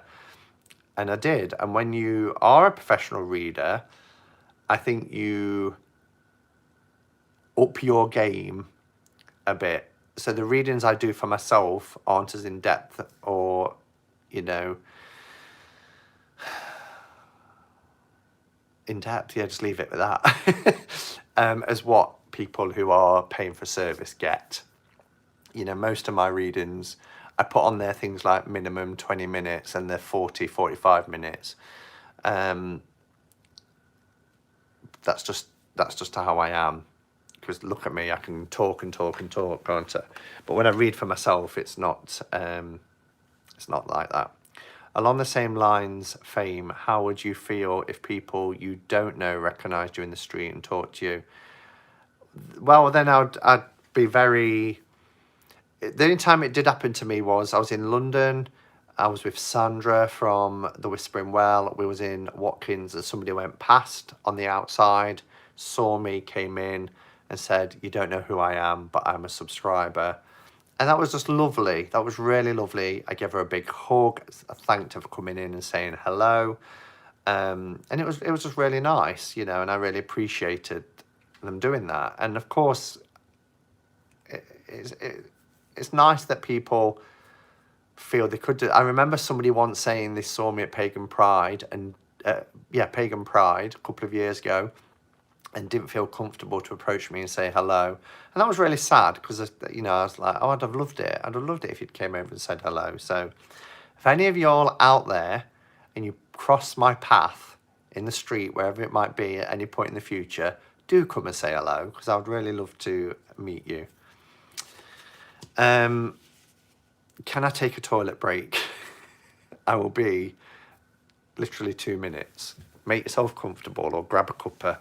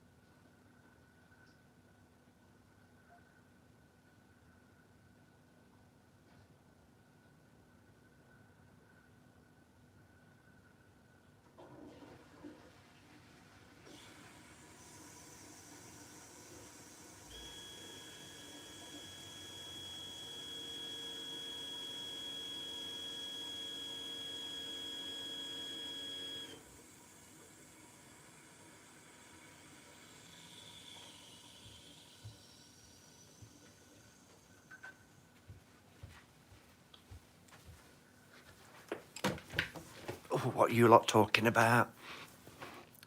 Flushers work. You can hear the flush. Also, I bought some new hand soap because when I went into the store, it was the only bottle left on the shelf. And it was really expensive. And I was like, well, it would be because it's the only one left. But I think I might buy it all the while. It's grapefruit and, I can't remember now, geranium, grapefruit and geranium. Oh, it's beautiful. What did I miss? Just me going to the loo. Did you wash your hands? Yes, I did. Just a little bit wet in parts, but okay. Let's crack on and get this done. Super loud toilet. Really? Okay, so where am I up to? Chuck's question. So 26, Benjamin B-Jam Morris says, play Emperor for the day. You can create one law that everyone has to obey.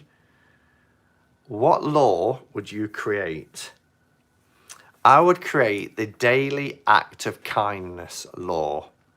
If everybody has got to obey, then everybody has to carry out at least one act of kindness. Whether that's, taking food to a homeless person or something, just like opening the door for somebody who's struggling, just a random act of kindness every day. If it's something, like changing a law that exists already in this country, then it would be better support. It would be to remove something like the bedroom tax and providing better support for people who are vulnerable, people who need the support, disabled people, people with chronic illnesses, people who are homeless. We need better support in this country. We are a rich country, and we should be doing more to support the vulnerable than what we are doing in this country. It's shameful that we have the amount of food banks and things like that. So that would be something I would do to change the law. But if I could just bring in a law, it would be that daily random act of kindness. Free deck day, yes. But then that wouldn't be fair on the creator, would it? Because if we're getting a free deck, they're not being paid for their work. So that's the only thing with that. But I like what you're saying, Becca. All right, so moving on. 27, Rose Shalito. What's your favourite scent? Now, I'm assuming you mean, or thinking of scent as in like aftershave. If so, it is Aramis. I've loved this since 1992. It might not be the most hip and trendy, but I used to date somebody, actually lived in this building where I'm living now, who used to wear this all the time. And I used to say, oh, what is that scent? What is that scent? And it was Aramis. But back then, I was young, I couldn't really afford it. And then I've started buying it a few years later. And my mum buys me one every Christmas without fail. And look, we're only in March and it's nearly half gone. But it is the most amazing scent. And again, scent is like songs. It takes you back. You smell something and it takes you back to a certain place in time. It makes it sound like I live in the past. I don't. I'm always living in the present. But memories are wonderful things, aren't they? If they're wonderful memories. But I love this scent. I wear champagne. My husband loves it. So I think my dad loves that one. Patsy, how old's your dad? I know it's, like I say, it's not, but it's just, it's amazing. I love it. So, Aramis. And if you're not, in case you watch this back, Rose, and you're not meaning scent as in spray scent that you wear like eau de toilette, then frankincense. I love frankincense. You also like jasmine. But anyway, Jackie Rands. Jackie says, if you could have been a pop star or a band member, who would it be? Funny story. Well, firstly, I used to want to be Adamant. I used to want to be in Adam and the Ants. I loved Adamant. I loved the music and everything. And I definitely wanted to be part of the new romantic scene. That's when I first started getting into music. It was post-punk. It was Toya Wilcox, Hazel O'Connor, you know, Spandau, Human League. I really, yeah, Prince Charming, Stand and Deliver. I really loved that era of music. But I really wanted to form my own group. The group was going to be called Kiki Kiki Pin Pin. I feel so stupid saying it, talking about my childhood dreams, my teenage years. But I told everybody at school, I'm going to start a band and it's going to be called Kiki Kiki. I can't even say it without laughing. Kiki Kiki Pin Pin. And I was going to be the lead singer. I was going to change my name to Spike. Don't stop calling me Spike. Kiki Kiki Pin Pin, Spike. But, and you know how you go to bed each night and you have, called what? You go to bed each night as a kid and you have these little fantasy worlds till you go off to sleep. I was going to get really famous with this band, and then there was going to be a big split, and I was going to launch a solo career. And it was going to be like, this was way before Take That even split and Spice Girls. This was like 80s stuff. And I was going to start a solo career, and it was going to be amazing. One thing, one fly in the ointment, I can't sing. Can't sing for toffee. So, yeah, I'd probably been like Zig Zig Sputnik and just scream or make weird noises. Or have my voice digitally enhanced in some way. But, Simon. So, yeah, that was my childhood dream. So thanks for that question, Jackie. Deborah Kessing says, did you have a rebellious teenagehood? And to what degree? I have shared this before. It is in the video, Lifting the Lid on Pandora's Box. I was quite a rebellious teenager. I was a runaway. I ran away to London. I was helped by Centrepoint. I went to live with my sister for a bit. But in the end, my parents signed a solicitor's letter to allow me to have a flat at the age of 17, because normally you can't get a lease for a flat until you're 18 without parental consent through a solicitor. So I've kind of lived independently since I was a very young teenager, although I've always been like flat sharing, and it was with Jen, who was a year older, so she didn't have any issues. But yeah, when my mum and dad split up, it was me and my mum. My sister left with my dad and I stayed with my mum. My older sister had already left home and got a child and with somebody and all that. And me and my mum for those couple of years was really close. Well, we still are. With that closeness has been lifelong. And then she met somebody and I was a spoilt brat. And, you know, she met somebody and we had to give up our house, which I loved, and the neighborhood, which I loved, and all my friends, go and live in his house, which I hated. He'd got 2 children because his wife had left. And I'd been the youngest. Now suddenly I was the oldest. And we just didn't get on. We get on great now. This is the guy I'm telling you about, makes all my stuff, you know, genius with woodwork and things.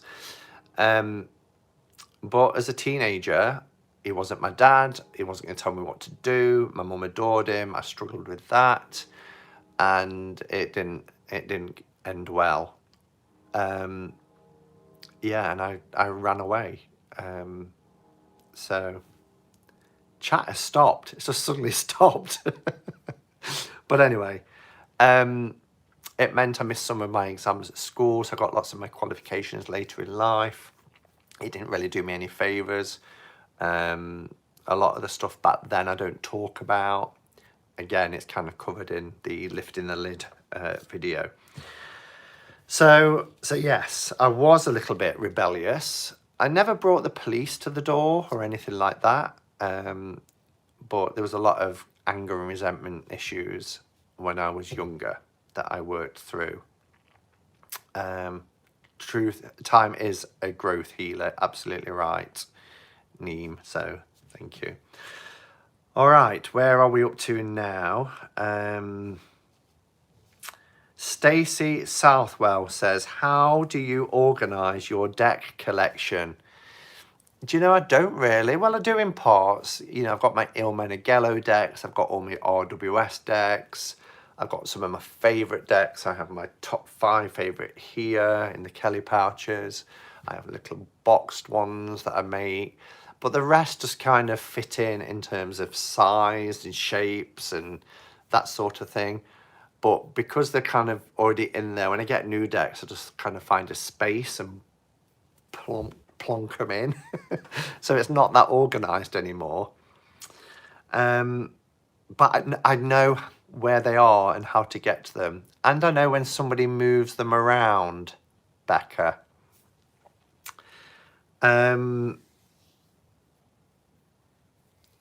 Rose again. I've just realised, Rose, you've got another one in. Sneaky.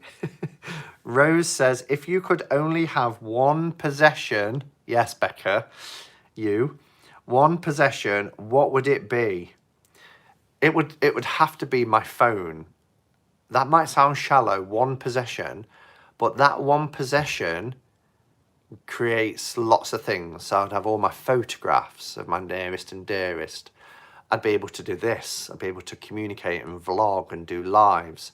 I would be able to watch YouTube videos. I'd be able to watch Amazon Prime and Netflix. I would be able to have a tarot app, so I could still do tarot readings. There's just so much. We're walking around with a computer in our pocket, aren't we? And it's a window to the world. So it would have to be, my phone. It would. Erica Chahoti? Sorry, Erica, if I'm saying your name wrong. It could be the way I've wrote it, misspelt it as well. But Erica says, if you could live anywhere in the world, where would it be? I really love the city I'm living in right now. I would love to live by the sea, as I mentioned many times. And I don't really mind where. I used to think around the Whitby area, but Cornwall looks lovely. There's a programme, a comedy drama. It's on TV each week at the minute with Dawn French in it. And it just looks like the most idyllic place. And I've never been to Cornwall, so it's hard to say. But, you know, it does look beautiful with its white sandy beaches and its palm trees. And, yeah, so down on the south coast. But I'm happy where I am for the now, for the present moment. One of the farmhouses in Jersey. I've been to Jersey 4 times, and I do like Jersey. And there's all different states in Jersey, and everyone's so different. I loved Corbière with the lighthouse. I loved St. Brelade's Bay, again, white sandy beaches and palm trees. So yeah, there's some lovely places in Jersey as well, which is one of the Channel Islands.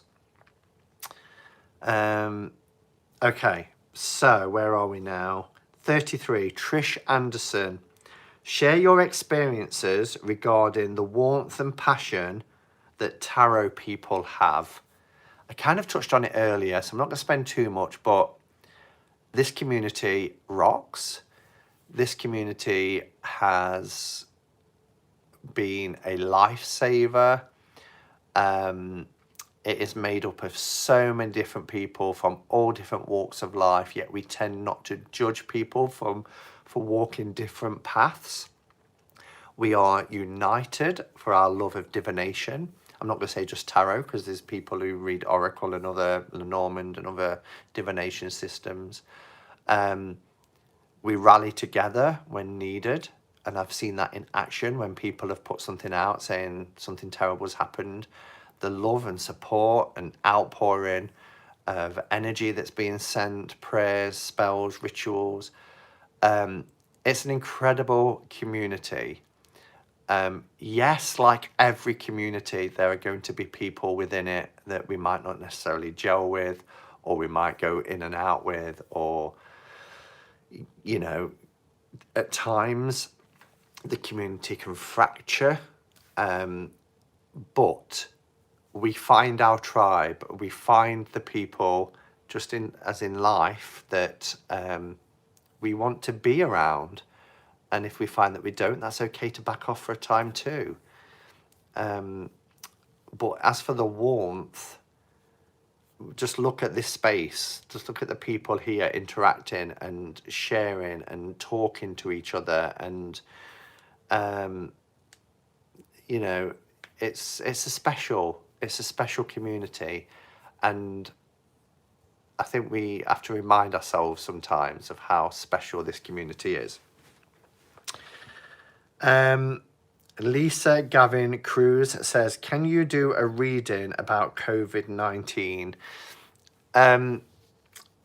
Lisa, I won't, but what I will do is I will finish like I always finish Cup of Catching Cards by pulling a card, and it will be about the current situation, just a card. I would rather not do a reading about COVID-19 because I think it could be triggering to some people for me just to do it blanket with everybody there seeing it, because I don't know how this is affecting people in different parts of the world.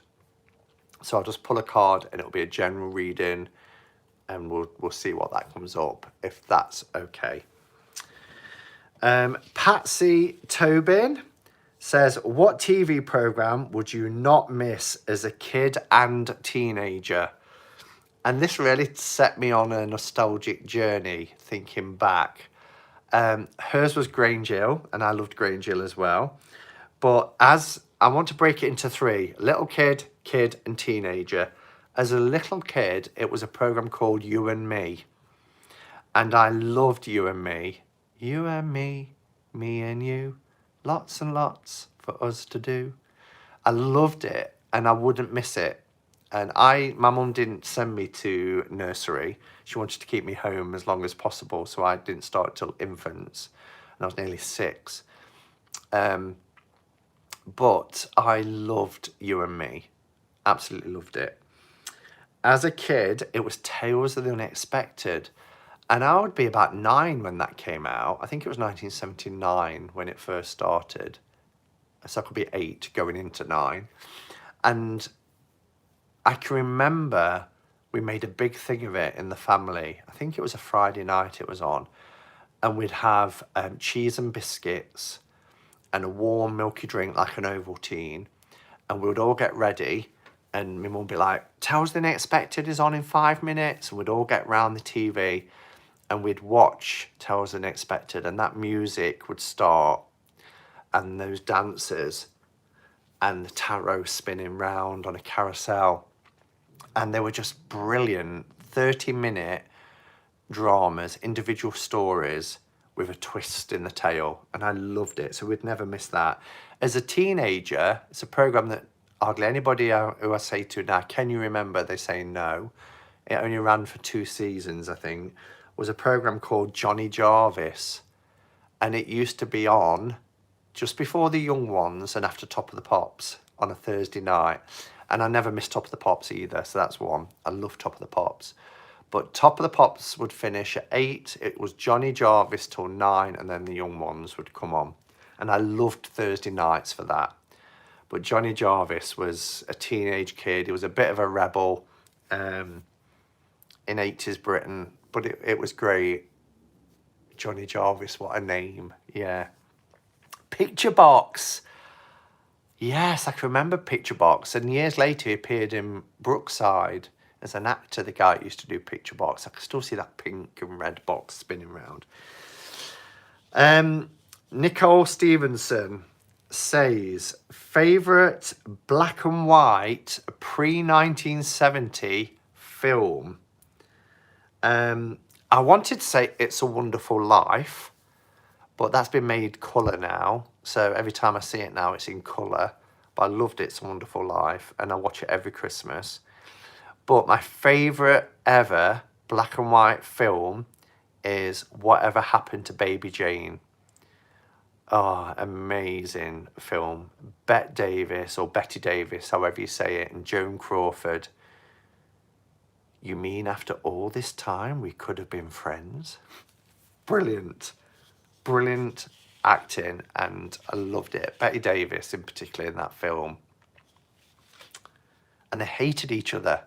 They hated each other, but they came together to make that film. I so need to see that movie. Jen, you've not seen it? Oh, I've got the DVD. You've got to find a way to watch it. Nicole also asked, have you ever, for no reason, gone off a previously loved deck? I haven't. If I've loved a deck, I think I'll always love the deck. There are decks that I've kind of really enjoyed using and put away for a time because other decks have come in, but I've not gone off it, if that makes sense, because if I've loved it, I've loved it. So yeah, we're getting there. Okay, 37. Silka says, if you could walk into a tarot card, what card from which deck? If I could walk into a tarot card, there's two actually, it's from the same deck, but it would be the Four of Winds from the Japaridze Tarot. I love that card. And I just want to sit there under that tree with the owl, the bat, the stag, or the white hart, and just sit in that meadow with the sun shining. I could walk into that card. Also, because of right now, again, you don't know all you've got till it's gone. I want to sit and listen to that beautiful, beautiful violin being played. And we can't do that right now. So those two. And I love the Four of Winds so much that when Bunny Kisses, our Christine, made me this box, I had it as the cover for the box. So that lives there. So that's that one. Angelique Van Atteran says, I think that's how you say your name, do you like working with tarot in Wonderland? I think it's a beautiful deck, but it has to be the worst card stock I think I've got in my collection, and it puts me off. So if I want to work with an Alice deck, I probably would prefer to work with the Baba Studios Alice deck. So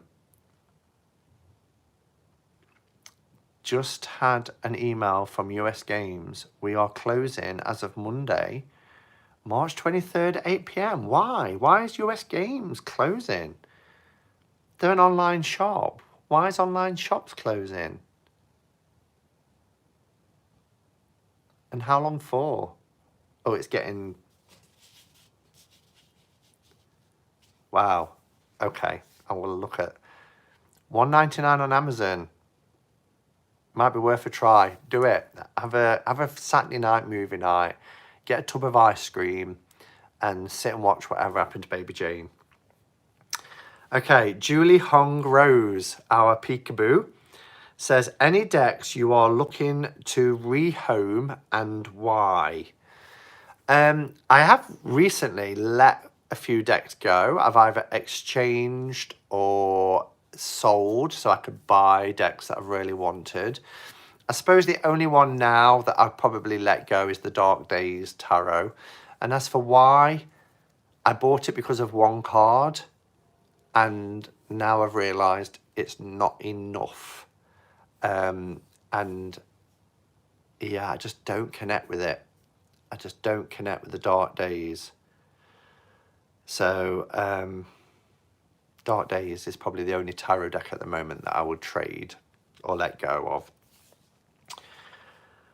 Ellie Rands has 3 questions. She says, what's the biggest thing you want to change in your life?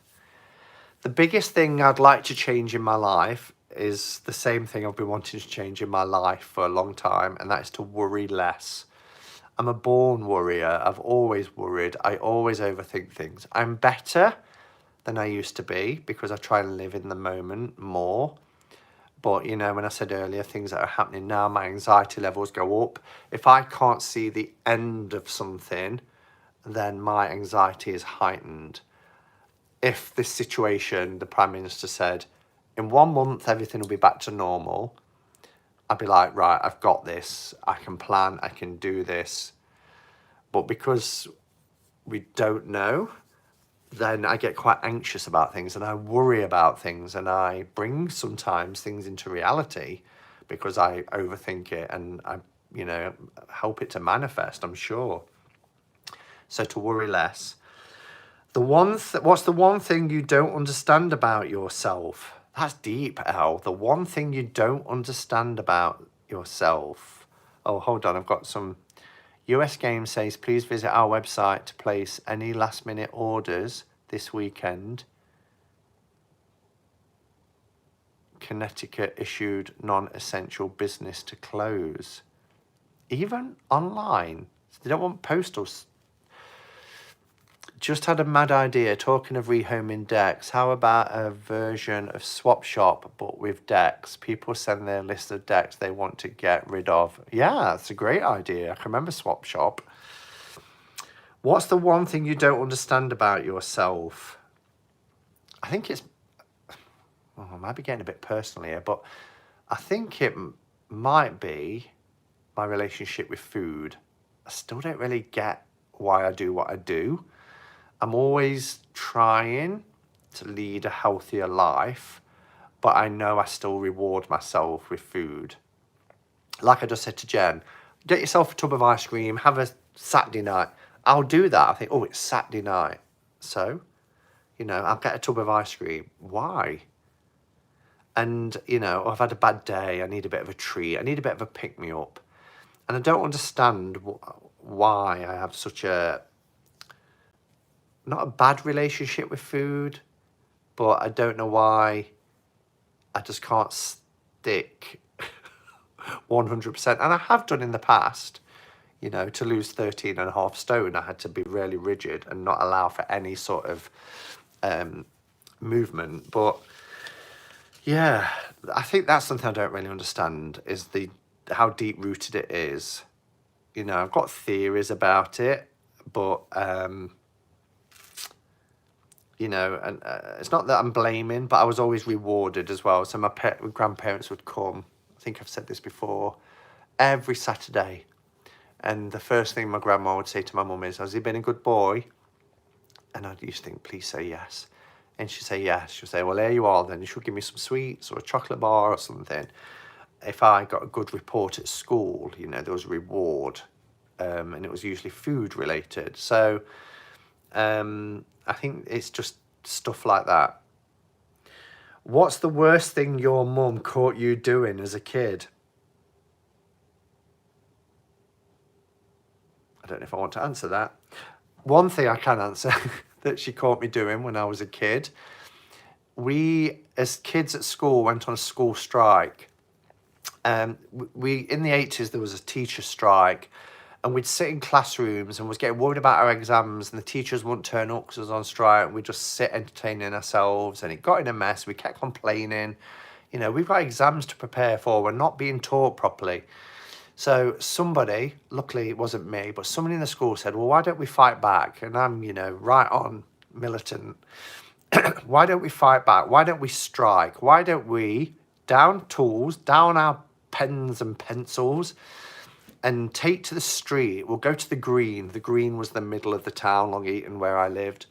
And we all stood there with banners and chanting, and was on this green, and it was stopping traffic, and the teachers were there with megaphones saying, everybody back in school, and all this. And I can't even remember what we was chanting now. And the bus went past with my mum on it. And she looked at me, and I looked at her, and I just got the eyes. You wait till you get home. And I was petrified, absolutely petrified. So caught red-handed. And we actually ended up in the paper, the local paper. Oh dear.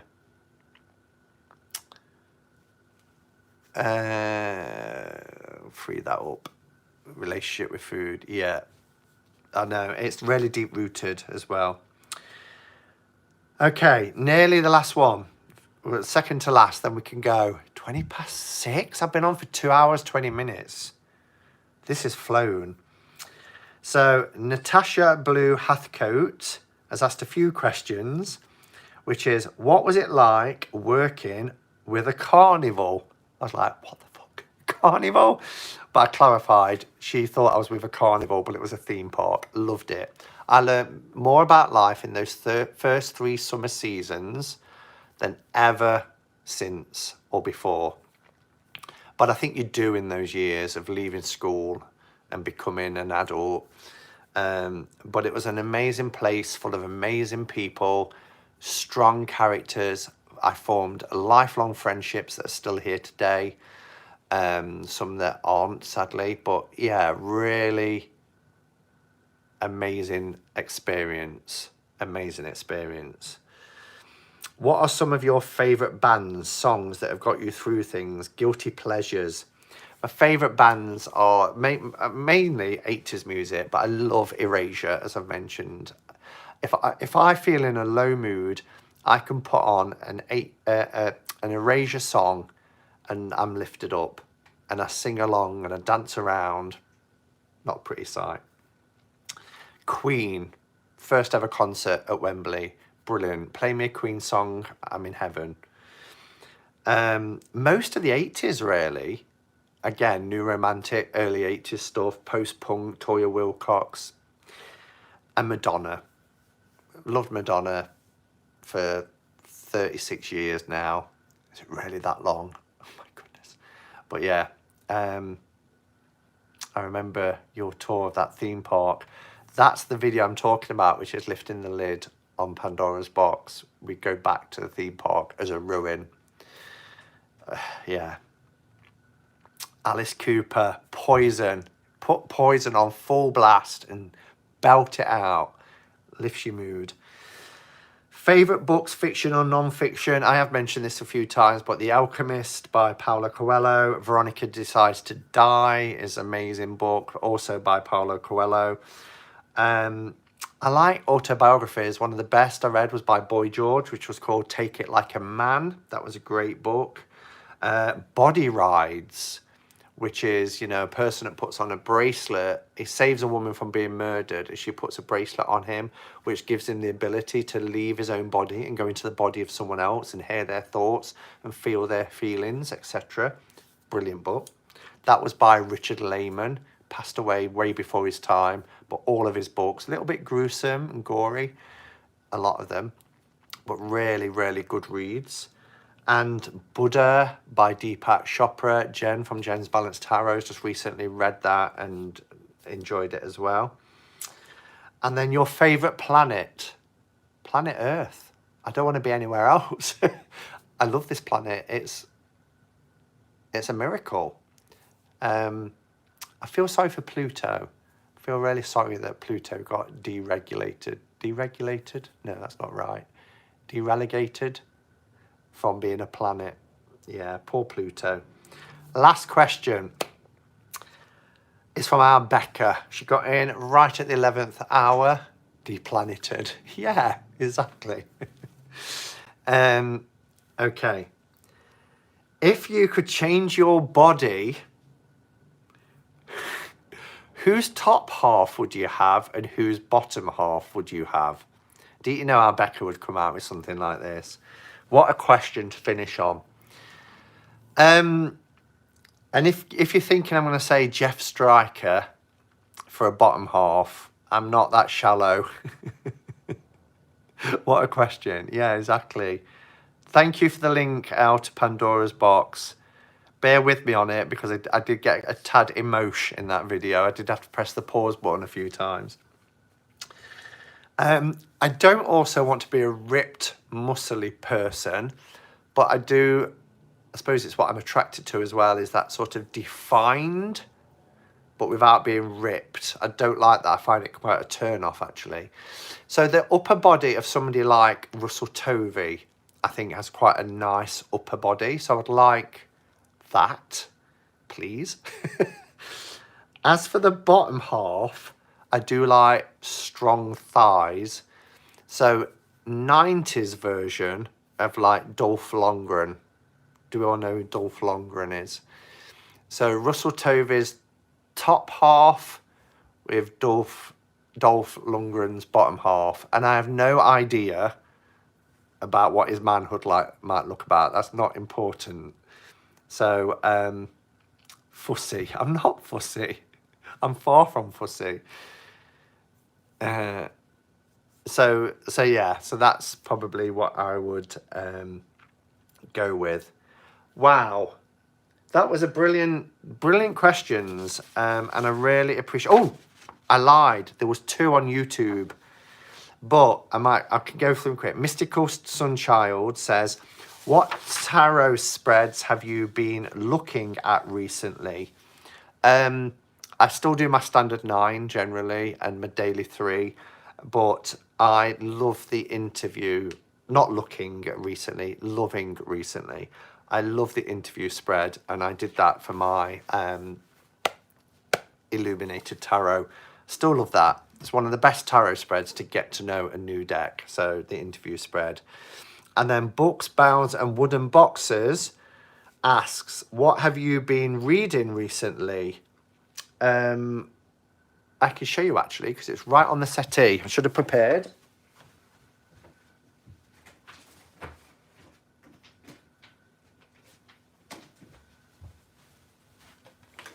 Just today, I read some of the Wicker Bible, because I picked it up for £5 in the works.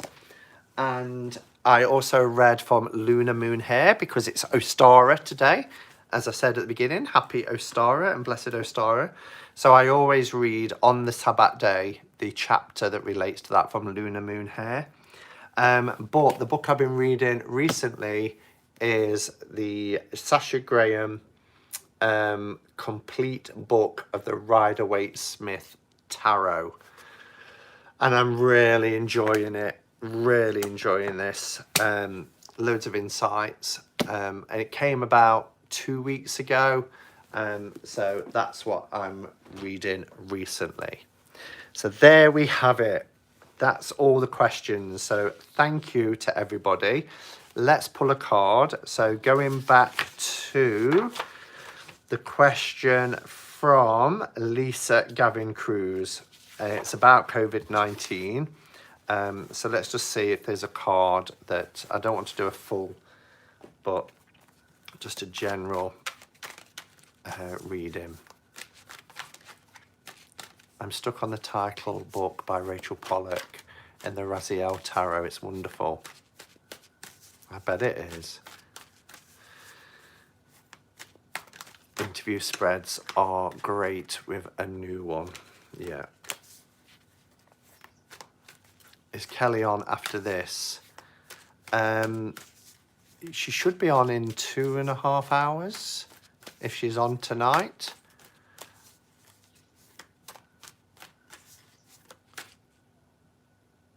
Can you hear those birds?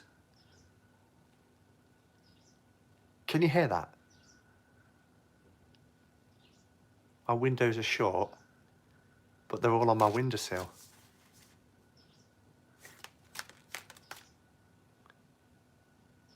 Yes. Oh, I'm glad you can hear it. That's amazing. You never get birds up here.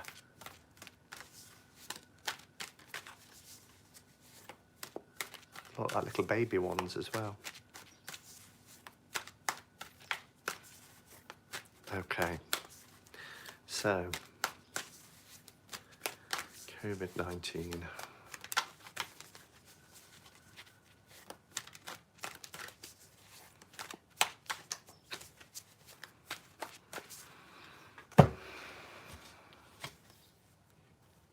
Oh, put them back. We had the Two of Wands. So how can this relate? Well, the whole world the whole world is being affected by this. We are looking forward with hope. I think really, when thinking of the Two of Wands, it's also about planning. There's not a lot we can do. We have to experience, we have to go through it, but we can plan how we can get through this. It is a time to be brave. It is a time to look to the future and to look beyond, because there will be a time where this is a memory, just like anything in the past doesn't exist anymore. It's a memory trace. And this time will pass too, and we will have that horizon that we seek and look for and hope for. Yes, the world might be a little bit differently. We might be changed as a people because as a result of it, but every experience that we have shapes us into the person that we will become. Let's keep looking forward. Let's keep focusing. Let's show the world some love as well. Let's try and heal. Let's try and support people. Let's hold people up. But really focus and plan and work out a strategy of how you, wherever you are and however you're being affected, can take something from this, so that no time is wasted, that we are working on ourselves, that we are growing as an individual, reconnect to things that we might have neglected, you know. Play with your decks, read some books, spend time with loved ones if you're able to, and just plan and focus, but keep looking at the horizon, keep looking beyond the here and now. This is a journey like any other that we're going through, but we can get through it, and we can get through it together, as a community, together. I want to also reach out and just say to anybody, if you're feeling anxious, if you're feeling scared, then contact me. I'll do what I can. It might take me a while, and the messages might be short, because I do get a lot, but I just want people to know that there is a space. And most of the people I've spoken to, who are also content creators, want to be that rock. They want to be the port in the storm. So let's remember that we've got each other. We may feel isolated, we might feel cut off, but we are a part of a whole. Okay? So this world that we're holding in our hands is our community. It's our world, and it's ours. We need to love it. We need to protect it, and we need to hold each other up and keep looking forward. Okay. And you know what? We may have to adapt. We may have to adapt and change and respond, and that's okay too. It's okay. Okay, I've thoroughly enjoyed this. I don't think I've ever been on for over 2.5 hours before for a couple of catch-up cards, but I appreciate you staying with me. I appreciate us all coming together. I look forward to the next live, whether it's Kelly's tonight, or whether it's Jen's tomorrow, or Becca's tomorrow, or whoever. Thank you for being here. We've got this, and we've got each other. So until next time, go in peace, stay safe, namaste, and blessed be.